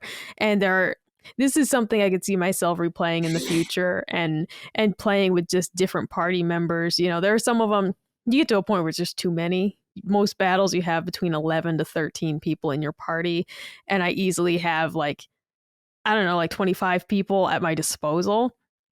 So you're sitting a lot of your people and you try to rotate between them, but it's just too many to actually use them all a lot. So it would be a completely different game if I had chosen, you know, these guys instead to be my mains, right? So it would be highly replayable. You can skip the, you know, story stuff pretty quickly. So I'm loving it. I don't want it to be over, but I also can't stop playing it. Yeah. I keep telling myself to like slow down and savor it, and I'm just like more, and I can't stop playing. I'm staying up too late. It's great. Well, okay, so there's the Path of Radiance that you're playing. There's also a Wii game. Have you played that one? No, and I have. Let me see, because I also have. I have Fire Emblem Fates for 3DS that I need to play. I also have Fire Emblem Shadow Dragon for DS that I need to play. Okay. So those are the two I own that I need to get to. It's just so fucking good. These old ones, man, they're so good. Yeah. So fucking good. And I mean, I like the 3DS era as well. But you don't like you don't like Three Houses or where the direction it seems to be going. Yeah, I liked Three Houses. I liked Three Houses a lot, but I definitely didn't need them to add the Persona elements to it. You know, like I liked Three Houses a lot. It's a fantastic game. Engage is the one where I was like, this is not as good. Right. It's like Fire Emblem Engage is a step down, not in the gameplay, but story for sure. I'm like, this is whack. Like the main character was this weird cross-eyed bitch. I don't know. I didn't like that. I played the whole thing because the gameplay was excellent, but I didn't like the characters or the story at all. Yeah. And so I'm nervous about Fortune's Weave because I don't know. The caliber of story isn't there. It's got Alucard in it. Come on. We'll see. We'll see how it shakes out. But like this one, we'll see. Top tier, excellent. Having a fantastic time. The story also, like, it continues to just be super good. It continues to be a really deep and meaningful story without being preachy, which is like so unheard of these days. Yeah. It's just a really, it's just a really, we're talking about a game that deals with national relations between like a post-slavery, you know, nation. Okay. And then like the actual, it's like, what? This is sophisticated. This is someone trusting you with a story and not holding your hand and over explaining it. Like this is just, they're trusting you with this story about like slavery and all this stuff. And I'm like, bro, this is some heavy shit. And they're not like, you know, overdoing it and not, you know, dumbing it down. They're not like making sure you understand that slavery's bad, okay? Like, because that's what it feels like these days. Like we gotta just triple check that you know the slavers are the bad guys. You know? Yeah, just to make sure. It's just really well done. It's a deeply meaningful and impactful story, and genuinely surprising. And I have just loved every second of it so far, and I really don't want it to end. But yeah, I can't recommend it highly enough. Whether you love Fire Emblem or haven't played one. This would be a good one to get into. Save frequently with the, you know, suspend points, because this doesn't have rewind. So and there's permadeath. Yeah. So if you fuck up and you don't want to restart an hour-long battle, just save every 15 minutes or so is what I've been doing. Okay, there you go. Well, Mike, I'm delighted you're having such a good time. Love that feeling when you're thinking about a game constantly. It's rare for me too, but when it happens, whoo, you savor that shit. And that's the thing, is just like I had a string of games that I like just wasn't super into, like and not even, you know, high stakes things, but like the Katamari Damacy game that I tried, and I was like, oh, I don't like this. Yeah. I gave it a go. I played it for a couple hours. And I was like, oh, I don't like this, you know. It was just disappointing. And then Octopath Zero, I was so excited for. Again, disappointing, you know. So I was kind of getting scared Of like, what if you don't like games anymore? Mm. What do you do? This is my life. It's a million games to try, though, at least. Well, Millions. exactly. And we're gonna keep trying them. Mhm. We're gonna keep Mhm. chugging along. That's and right. hope we don't hate all of them. All right, guys, let's move on to our next little news story right here. I saw this. I thought it was kind of interesting. It's about Pokemon Red and Green and how it took a long time for Game Freak to get right. I'm going to read this from Games Radar. In a new video message shared during the New York Game Awards following Pokemon's win of the Andrew Yoon Legend Award, Ishihara, who served as the producer of Pokemon Red and Green, discusses the origins of the iconic RPG series, which turns 30 this year. Quote, Pokemon originated from a small idea from the Game Freak development team. Wouldn't it be fun if you could catch creatures in a game and trade them with your friends? Everything started from that simple concept, he begins. The development process, however, was not quite as easy, Ishihara admits. It took a great deal of trial and error to figure out how to actualize that idea with the limited resources we had available. In the end, it took 6 years to complete the first games, Pokemon Red and Green. Still, we felt confident in the main gameplay elements that would become the foundation of the Pokemon video game series: catch, raise, trade, and battle. 6 years, man. I was very surprised to hear something took that long for a Game Boy game. Gene, what do you think about that? Back then, that's like a really long time, it seems like, for a game to come out. That is surprising. You know, they made Fallout New Vegas in 18 months. Yeah. I think one thing Game Freak makes ugly games, right? Straight up, right? Like they do, right? And I was one of the loudest complainers about Legends ZA just being ugly or whatever like that. But all that said, though, is that I do think people don't appreciate how difficult it is to be able to program like over 100 or like over 1,000 now, hundreds of like individual, basically party characters that are usable, all with their own animation sets and everything like that. And Game Freak has gone on record to complain about this all the time too, that it takes a lot of work and everything like that. Right. So it makes, so I guess it, in retrospect, maybe it's not so surprising that it took 6 years to create this like magical formula that ended up becoming the most popular IP in the world. Maybe, you know, like maybe it would take a long time to be able to perfect that formula, but they did it.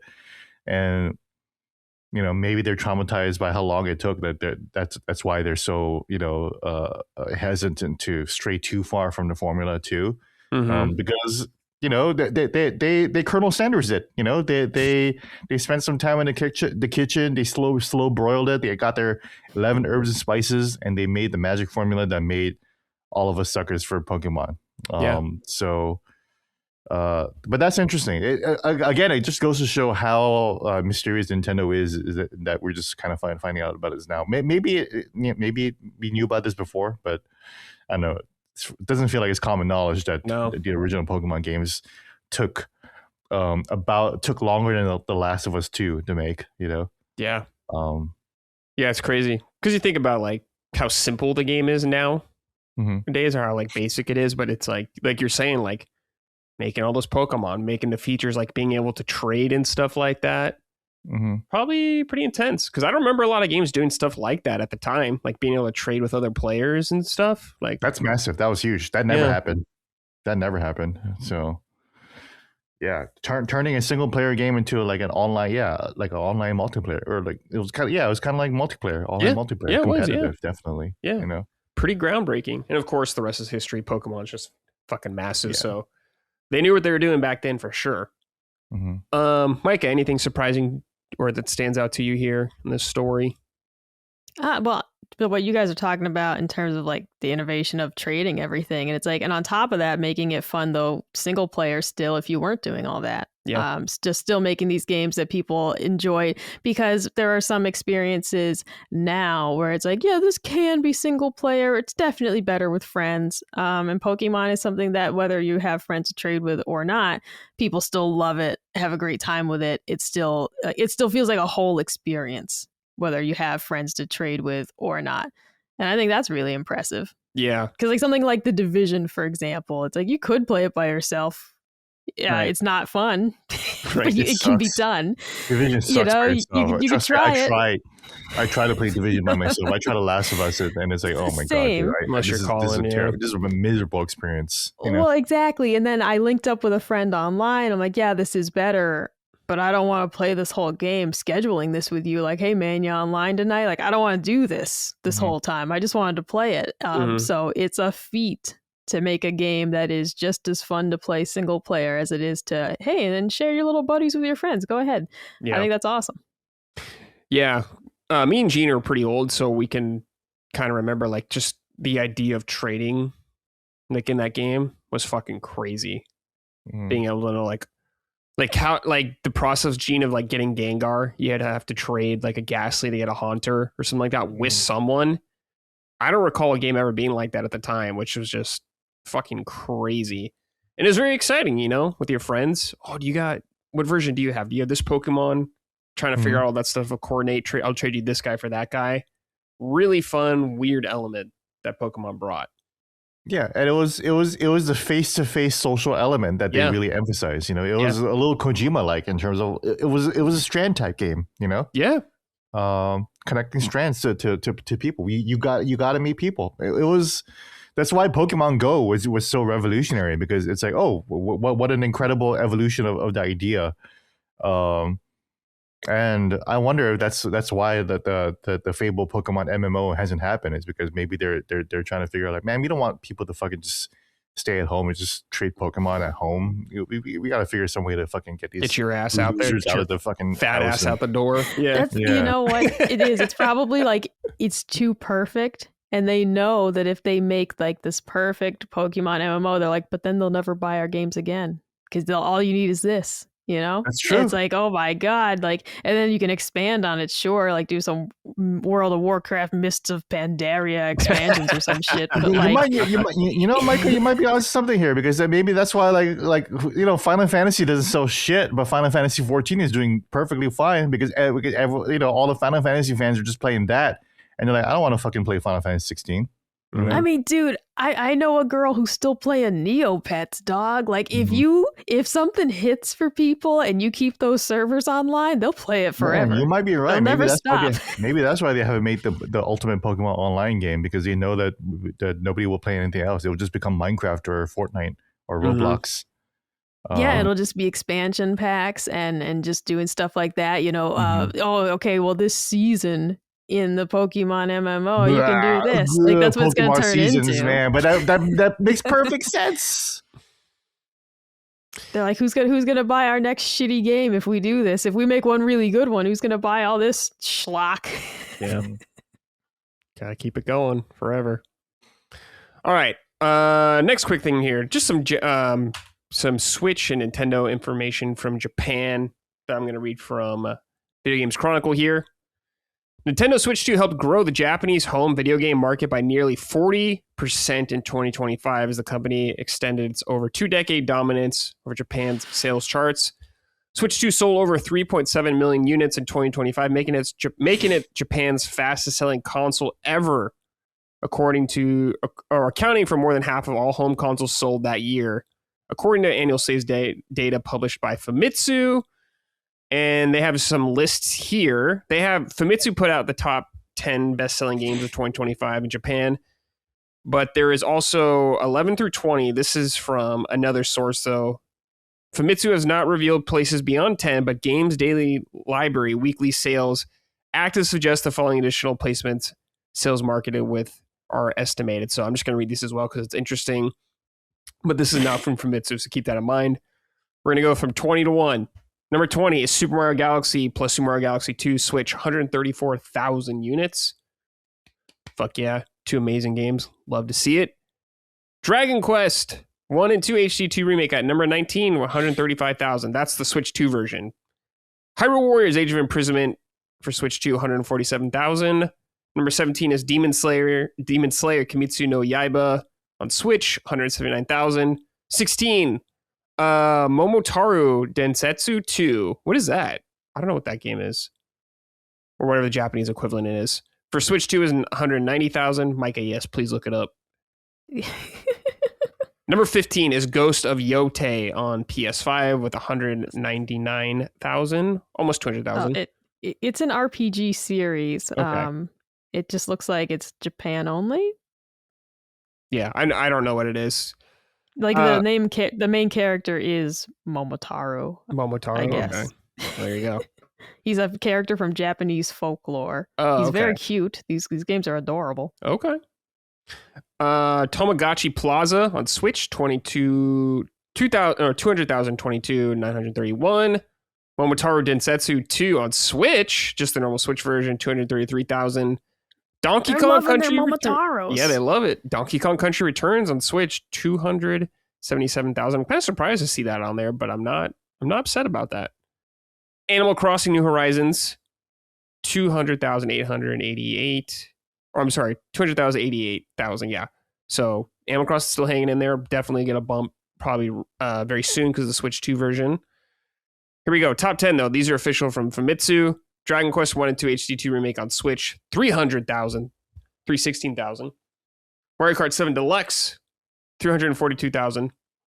Minecraft on Switch. Minecraft still doing well, 346,606. Kirby Air Riders. Look at this. 400,024, 837, dude. Great sales for Kirby Air Riders, dude. Donkey Kong Bonanza for Switch 2, 435,206. Super Mario Party Jamboree at number 5, 498,000. Number 4 is Monster Hunter Wilds, 838,000. That's the one PlayStation game out of the top 10. There was only 2 PlayStation games, I think, out of the top 20. The rest is all Nintendo Switch and Switch 2 stuff. Number 3, Pokemon Legends ZA. The Switch 2 version sold over 1 million copies.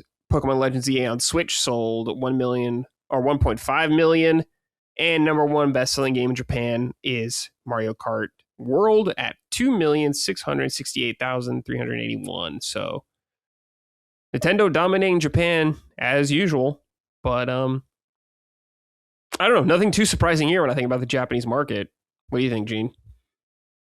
Nothing at all. Yeah. Seems like business as usual. Dragon Quest, Mario Kart, Minecraft, I guess. Dude, Pokemon. Imagine if Monster Hunter Wilds was just on the Switch or Switch 2 instead, you know?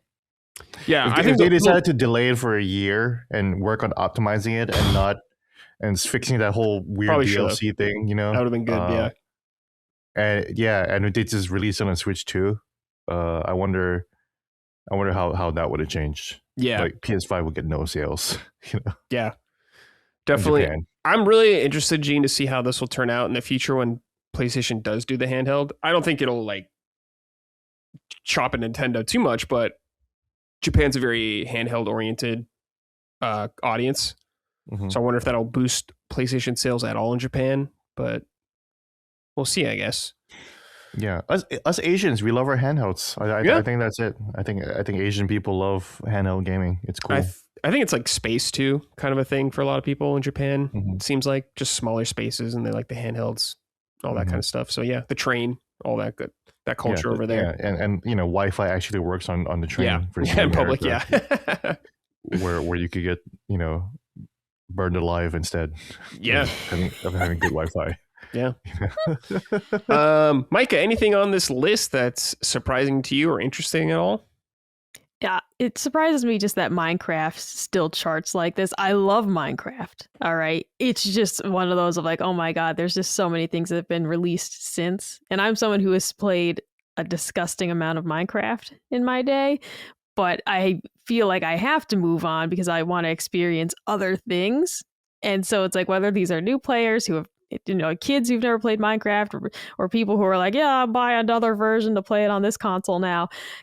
All power to you. But it's just like, oh my God, I'm continually surprised at Minecraft's popularity, even with the movie. But it's just one of those things of you're like, who hasn't bought this yet? Yeah. That's what gets me. I'm like, who the hell hasn't already bought this? Well, the more people buying it. It's also worth noting that the top 10 here provided by Famitsu is physical only. So that's not including digital. So keep that in mind as well. Japan is a very big physical market, but yeah, Nintendo rarely includes digital on anything. So very interesting. Even when you see like their Circana data or whatever it's called now, it's usually just physical only. All right, quick little thing right here. Hitman World of Assassination is getting cross progression. This is Hitman 1 and 3, the reboots or whatever you want to call them, which are very fun and really cool games. I recommend them. But if you are a Hitman fan, I guess, and you want to play multiple platforms, there's going to be cross progression now. So if you're playing on your console and you want to maybe play on your Steam Deck now or something like that, or your Switch, might have that option coming up, which I think is really cool. Very late in its life cycle, but still a nice addition. Micah, have you ever played a Hitman game? I had tried it before because I saw that sweet movie and was like, "Oh man, I want to do this. I want to be that guy." But I still did not like stealth, no matter how much I like a spy movie. Playing the games, it's so I get so anxious having to wait. Like, wait for the guy to walk by before you strike. I just want to leap out and kill him. When I'm playing a video game, I just want to bash some people. Yeah, I just want to fuck them up as bad as possible.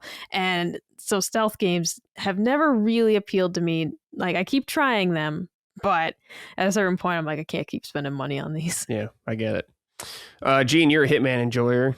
Does this sound appealing to you at all? It's funny because I actually reinstalled Hitman on my Xbox ROG Ally X because I've been thinking about doing some Hitman actually. So yeah. I never finished it on PC. I never finished Hitman 1 World of Assassination on PC because how much of a Hitman nerd I am. The original Hitman 1 game is actually not the same as the one that you get in Hitman World of Assassination. Yeah. The first game was like a weird release, right? It was like episodic. The first game was like the episodic release, right?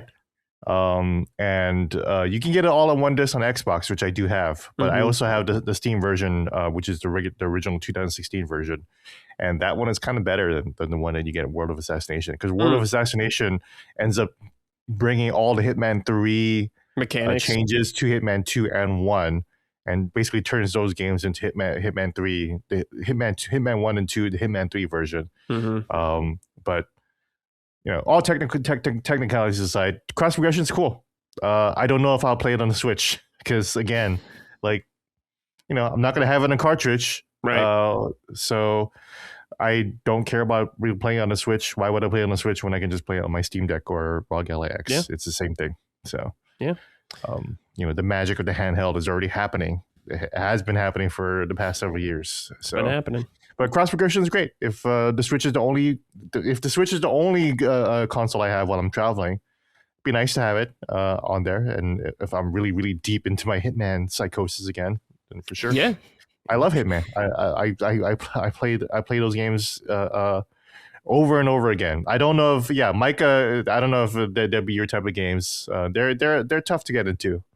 It's like I respect it because I like watching people play them, because it's cool to be like, you got to watch this security guard and learn his routine. And then you got to figure out, okay, now if I take him out, who's going to notice that he's gone? I respect it heavily. I'm just an impatient person who wants to if I want to shoot up a movie theater in a game, I want to just in a game. I just want to do that. I don't want to have to plan it out. So I respect it though, because it's really neat. All these systems, because it has to be perfect or you'd get so frustrated. It has to, like, the stealth and like the NPCs on their different tracks and everything interacting with each other. It has to work or this would be frustrating as fuck and you would not like playing it. So I highly respect it. I just am such an impatient gamer and I don't find that fun. But I'll also say I'm really glad I did not get the barcode tattoo that I wanted when I was 20. That was a good call. I'm glad I didn't do that. Very good call. I was heavily considering that for a while. I saw that movie and I was like, oh my God. It's a dope tattoo. Don't get me wrong. The coolest thing ever. It's a great idea. You should not repeat it. It's not. I did not. I'm glad I didn't. It's not one you should repeat. The only way I'll endorse it, Micah, is if you shave your head and get it on the back of your head like him. I can't be both. My head's dented. I can't do that. My head's funny shaped. Everyone's going to see the big dent in the back of it. For 47. Look, Micah mentioned mass shootings. I will freely admit that is how I used to play the original Hitman games. Oh, sure. Hitman 2, Hitman Blood Money. Whenever things would screw up, whenever I'd screw up, it was no Russian time every single time. Yeah. Mayhem. Yeah, it was therapeutic and fun.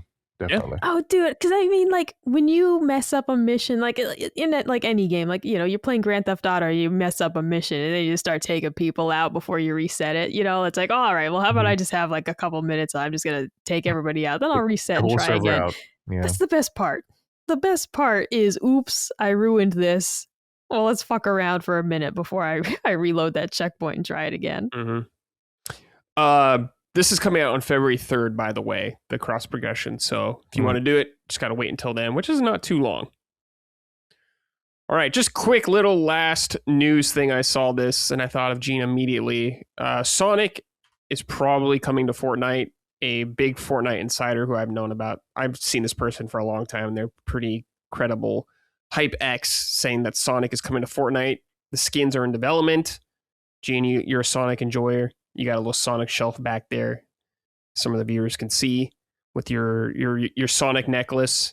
Not quite Chris Chan levels of Sonic fandom, but you're a Sonic enjoyer. No. Yeah. Would you hop in as Sonic with a shotgun in this game? No, I told when I logged on to Fortnite, spent what $15 to buy Goku, and then I logged back off without ever playing Goku. Oh man, you didn't even get to use them. Damn, I didn't even get to. I didn't use them. I can use them right now, anytime. Yeah. I own them forever, right? Or however long Fortnite is supposed to last, which is supposed to be forever. When I did that, I realized I should just stop doing this. Sure. This is stupid. So I am not buying any more skins for Fortnite. You know, what they had a bunch of amazing ones recently too. Yeah. But I just let them slide off my brain. You know, it's kind of like the amiibos. You know, all these Metroid amiibos. I love Samus. I love Metroid.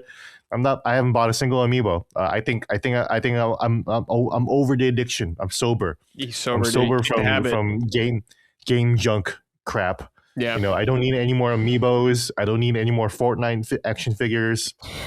And if I would, Sonic the Hedgehog, even if I was in the middle of my whole Fortnite like obsession, Sonic the Hedgehog would not be the character I would play. I'm sorry. I love Sonic the Hedgehog. One of my favorite characters of all time. I don't want him to be shooting M16s in Fortnite. It's gonna happen. He's gonna be there. I don't want to see him in that ugly ass Unreal Engine run animation. You know, that's annoying. I have Master Chief. I'm good. Jill Valentine and Master Chief. Those are the only Fortnite skins I ever needed in my life. Yeah, there you go. Lara Croft, got her too. You know, you've bought enough skins at this point. Now you have to get Sonic. Like, you can't not have him as part of the collection. No, I'm not getting Sonic.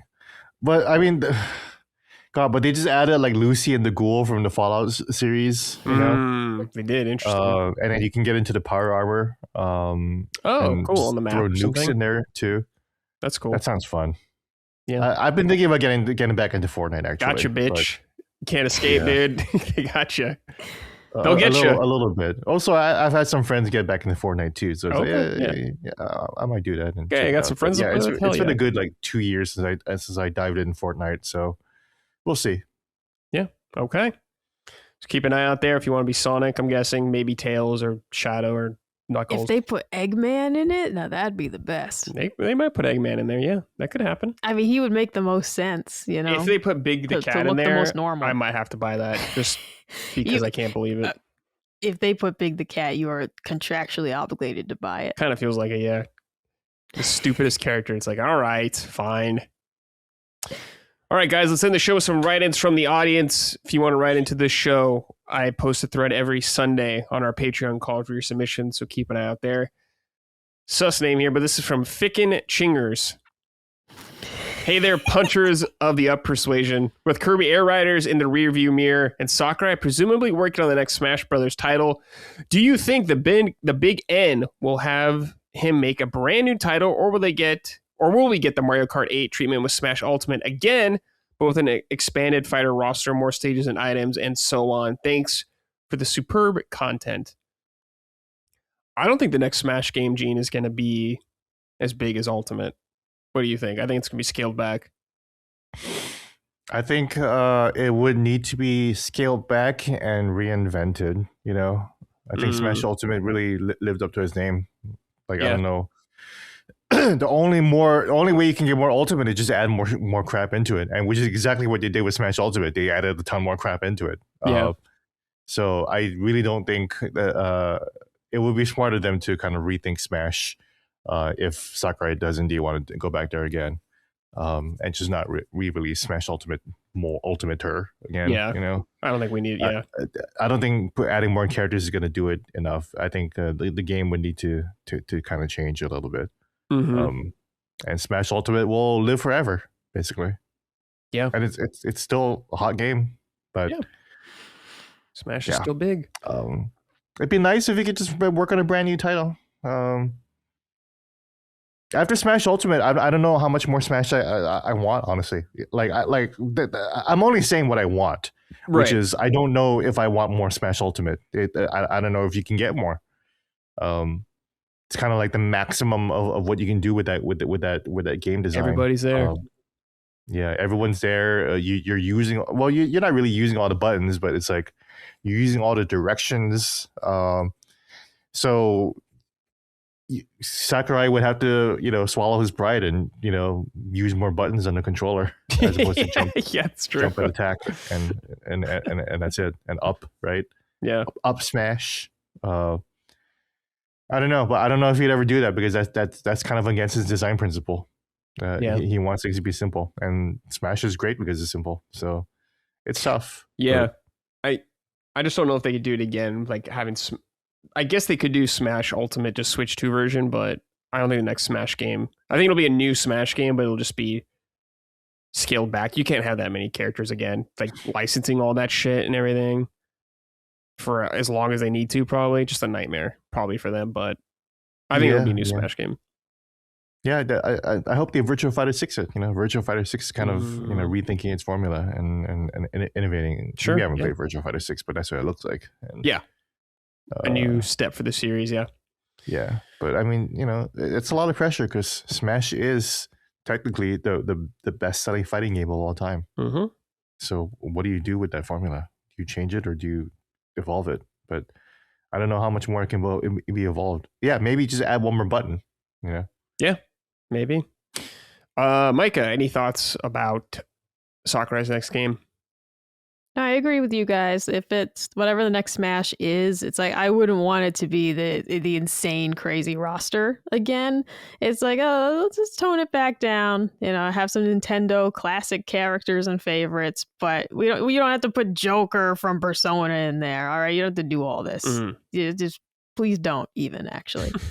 But that's what gives us all these cool amiibo. But they're so expensive now. Yeah. I'd be upset if there was an amiibo I really wanted and it was, $50. So you know what? Don't do it. Yeah. I don't want your nice amiibo. I don't want to see them. I don't want to be tempted by them. I'm going to say this. Sakurai, please calm down with the amount of Fire Emblem characters in the next game. Please calm down. No, we like those. There's too many. Good. There's too many. Those are good. Too many. You just don't appreciate who they are. I don't. All right? You got enough. All right? Having now played Path of Radiance, I'm like, dude, Ike, amazing character. Oh my God, what a guy, right? It hits different, but you got to know him. It's like we have 3 Zelda characters and there's like 20 fucking Fire Emblem characters in Smash. Let's get our priorities straight, okay? Sort that shit out. Just don't put Rauru in there and we'll be good. Please don't. Please don't touch those. Please don't. No Leave Rauru. All those out. No furries. All right. Life Well Rested wrote into Greeting Punchers with 2026 looking to be a big year for Nintendo in quote parentheses.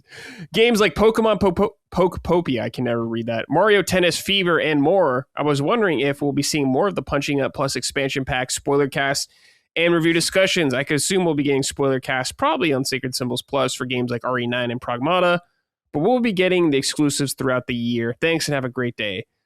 We did do that once. And I think everyone got upset, right? People got mad. They were. No, yeah, they were unreasonably upset about it. Because they're like, why is it under a different banner or something like that? So it's like, okay. It makes my brain upset that it's tagged differently than the other episodes in my Spotify. It's like, all right, just simmer down. It's just a podcast. So, yeah, we can't do that because people get too weird about it. So, probably not.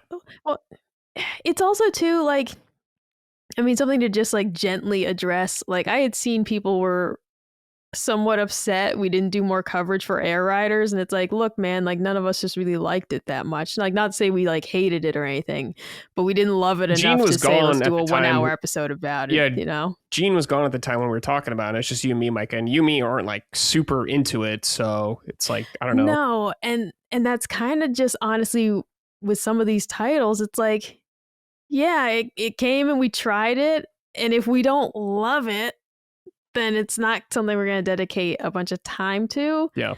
And that's kind of one of the limitations. It's like, it's just not always a winner for all three of us or even for two of us. Yeah. And do we want to do a bonus episode about a game we're lukewarm on? No. Yeah. Or we're just, you either like it or you don't. We don't want to be like heavy negative on it either. So yeah. And it's like, it's not going to get its own episode. I want to try to cover as much as we can. And we did talk about it, but it's like, I'm not going to keep revisiting the dried up well that we don't really care about too much. That's the thing. It's like a matter of like trying the games is kind of as like, yeah, you know, we'll try it out. But no, I didn't love it.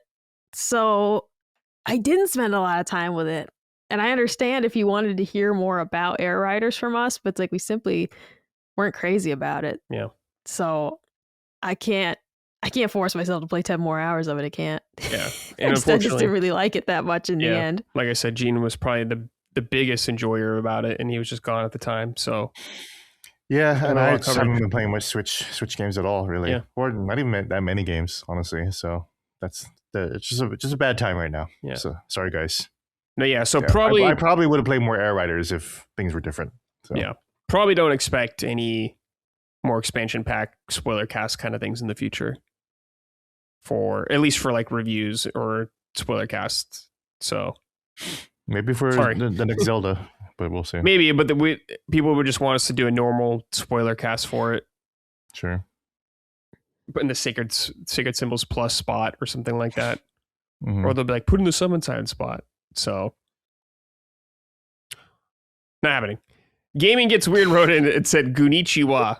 Do you guys think Nintendo will have some sort of software update like the PS5 that can help uppers / boost frame rate on older games that currently look like sheep shit in shallow water in portable mode? Or is this something developers will just have to do? Feels like it hurts backlog gaming on Switch. Currently opting to play Persona 5 Royal on the deck as it was a blurry mess on Switch 2. Great having the best trio back together. Always happy to listen.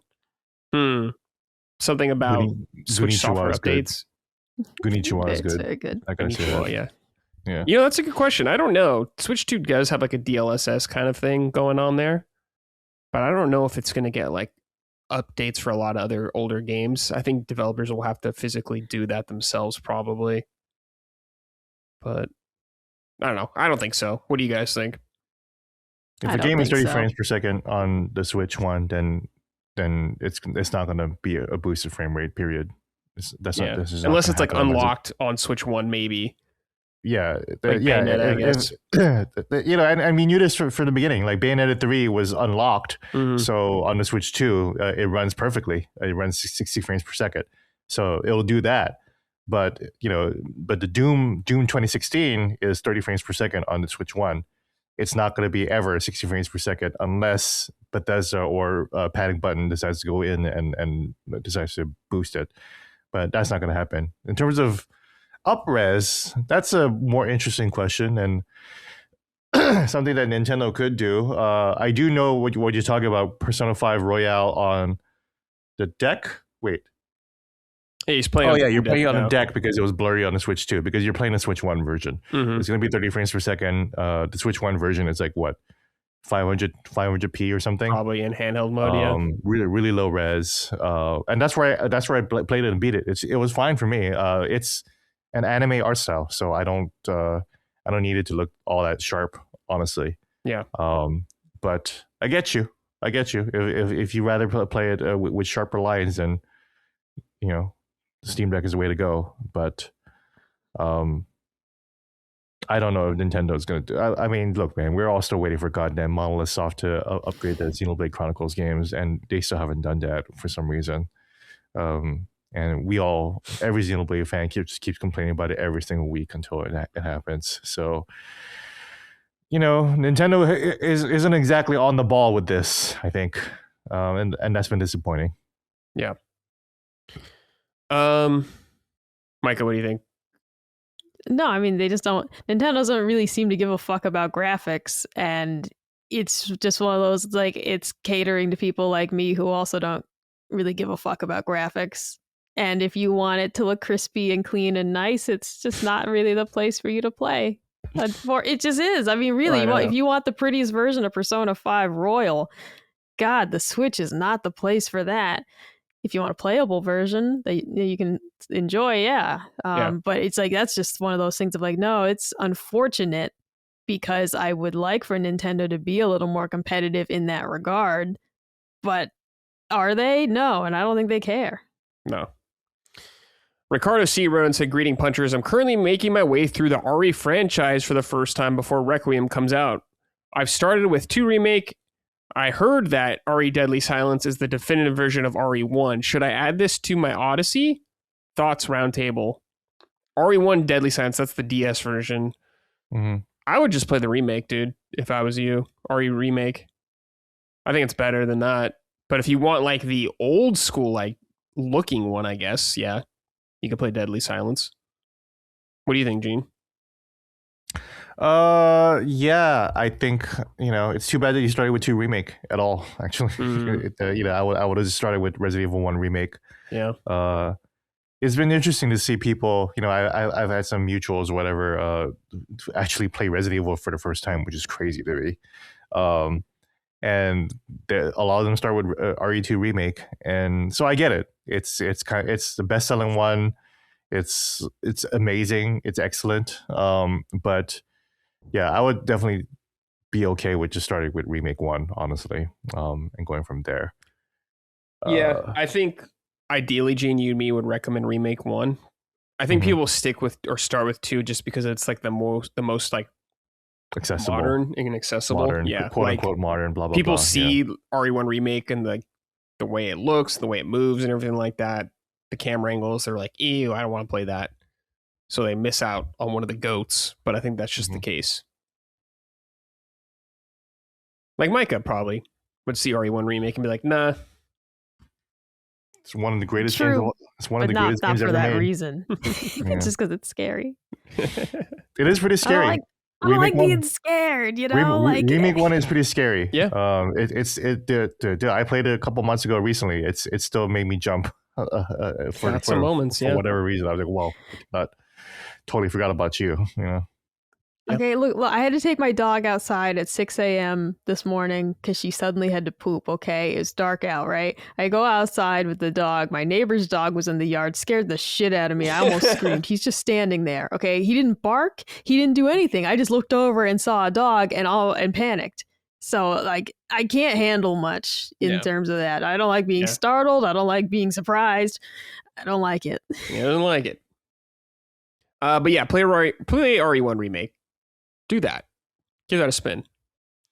And it's on everything, so it's easy to get as well. Phoenix Down. The Switch 2 version actually improved the loading time. The Switch 1 version was great, except that the loading time sucked. It was even longer than the original GameCube version. But the Switch 2, thankfully, mercifully fixes that, and it just loads like a dream finally. So the only thing I will say about RE1 that I think might annoy a lot of people is the door loading, the animations and all that kind of stuff. So if you think that's going to bother you, play on PC with the door skip mod then. I don't mind it, but I know a lot of people don't care for it. All right.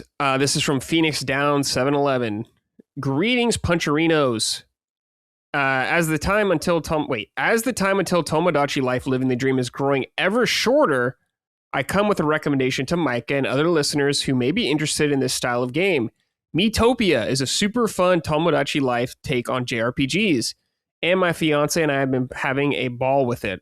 Our party is us, Link, and Hatsune Miku, and the JRPGs take on mixing social relationships with combat is both similar and different to Persona. It's definitely simple, but it's great fun and likely an excellent appetizer to Tomodachi life. Thanks for all you do, and remember to keep licking those cards. All right, Micah, what do you think? I've seen this game, and I don't. It's like much like Tomodachi Life. I look at it and I'm like, I don't know if I'd like this or not, and it's $50. I want to trust the listener. I want to trust the recommendation, but I don't know. I watched it and I'm like, I don't know if I'm actually gonna like this or not. It's so weird. It's so weird. So weird. It's like I want to play Tomodachi Life. All right, I'm gonna do it, but I am not 100% convinced that it's even gonna really be for me. It's like I'm watching the Miitopia little trailer right now again, and I'm like, I just don't. Yeah. I don't know if I get it. Just a friendly recommendation, Micah. No sweat if you don't take it. There's some sweat. There's some sweat. Because I want to trust the listener, but also, God, this looks so strange. I don't know if I get it. Okay, so she'll keep that in mind. Part of me, I mean, the big thing, I'm going to buy Tomodachi Life because it might be worth $1,000 in 10 years. All right, it's more of an investment than anything. Well, Miitopia too. It seems like it's kind of selling out. Actually, I think I might just buy it right now. Well, we sold Gene. There you go. Got him. Brad's next. Brad, you got to buy I've it. always been kind of interested in it. Miitopia? I was like, why haven't I played this? So I think I'm just gonna grab it right now. You know. Oh yeah, I remember this game. Gonna use on Amazon. It does have really high user reviews. You know, people like it. Wait, is there a Switch version? There is a Switch version. Oh, so okay. I remember 3DS. I'm gonna get that right now. It's $50, dude. $50. Damn. $50. Yeah, it's a little bit more than I'd like to pay. There is a demo though. That's cool. Yeah. Okay, well there you go. If you want a little streamlined. Oh, we got a RPG, demo. I'll try the demo. There's How a about demo. that, lovely There you go. listener? I'll try the demo. I'll try the demo. Direct download. Okay, cool. Let's see here. This is from Ricky Suarez. Hello, Brick Fisters. My question for all of you is, do you have any uncommon pet peeves? Probably a lot from Micah. For me personally, I'm a huge fan of mathematics and can't stand when people describe a growth rate as exponential when it is actually logistic. The difference between them is that logistic growth has a carrying capacity. For example, the speed of a distance can be called logistic, with the population size being the carrying capacity. All right, nerd. Settle down. Dork. No, I'm just kidding. Micah, pet peeves. What do you got? I don't know. I mean, I honestly don't really have many. I'm quite easy to be around. Like for example, it's like, like Colin has that misophonia, right? He hates certain noises. I don't really give a fuck. Like, people are loud and they make sounds, and unless I'm trying to sleep, I don't really care, you know? I don't like if you make a mess and don't clean it up. That's not really a pet peeve. I think that's just it's like all polite. just kind of like basic manners. That's the thing. I don't know if I have anything that I really think. I can't stand when people are like, that doesn't even count either. I was gonna be like, I don't like when people are rude. And it's like, wow, that's just being human. Yeah. I don't know. I can't think of anything specific like that. That like, oh, it really grinds my gears when people call Zelda, the people call Link Zelda. It's like, I don't know. I don't care. I don't care. Yeah, I got you. Yeah, I'm trying to think. Most things are just like common courtesy. Don't talk. I don't hate when people. Get off your when people phone. hate on Cracker Barrel. I don't like that. Don't diss Cracker Barrel. It's perfectly good for what that's okay. That could be one. I don't like when people dog on stuff that's meant to be cheap. Okay, Sure. Cracker Barrel and Waffle House are not meant to be excellent dining experiences. You're going in to get $8 worth of food. Yeah, true. And just that's what you're getting. And people would be like, it's not as good as this place where it's $20 a meal. And it's like, no, it's fucking $8. Like, what do you want from them? So I guess that'd be one. It's like, if you don't understand that the price is indicative of the quality you are getting, I can't understand you. I got one. Maybe because I'm a Southern California boy, but every time someone brings up In-N-Out, you always get one asshole being like, well, the fries aren't that good. It's like, can we Do we have to do this fucking thing every single time? Perfectly Every time formula someone has to bring it fries. up. They're perfectly fine. Just every time, dude. It's like, okay, you don't got to bring it up every time. We get it. That's enough. Gene, any pet peeves for you? In real life, I'm not sure. This mathematics guy is crazy. Like, Yeah. calm down, buddy. Real life, I don't know. I'll talk about a gaming pet peeve, and I've talked Sure. about this before. I really hate it when when you holster a weapon, the weapon just disappears off your back.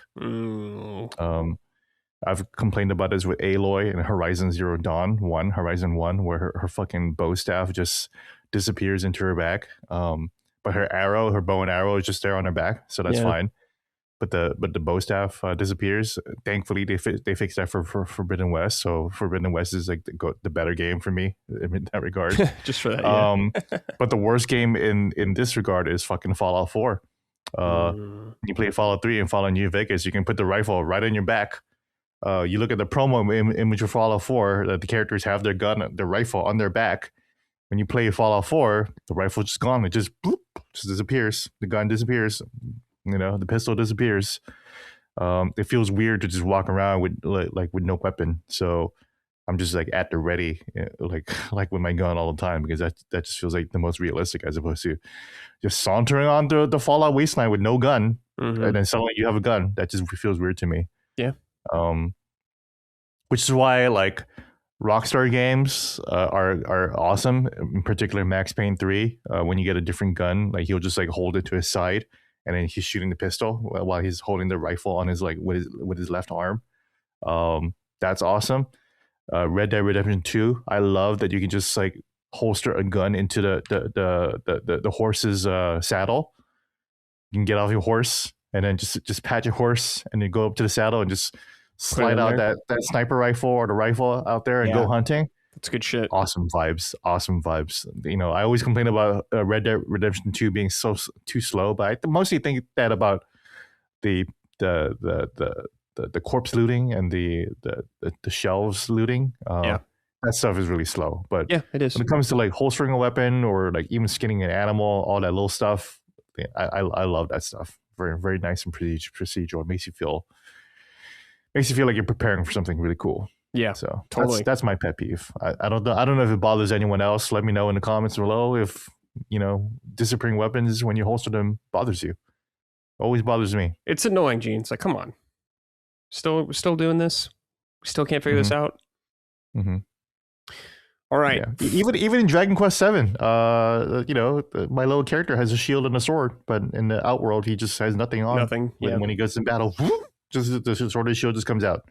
Yeah, that always annoys me. I like FF7 remake. At least Cloud has the Buster sword on his back or whatever sword. Yeah. Aerith just pops her fucking staff out though. Yeah. So there's that. Yeah, true. I noticed that shit, Aerith. Yeah. All right. Morgan Williams wrote in and said, "Happiest of days, my Nintendogs. I was just curious to know, what is your most memorable gaming purchase, or what it was? What was your most memorable gaming purchase?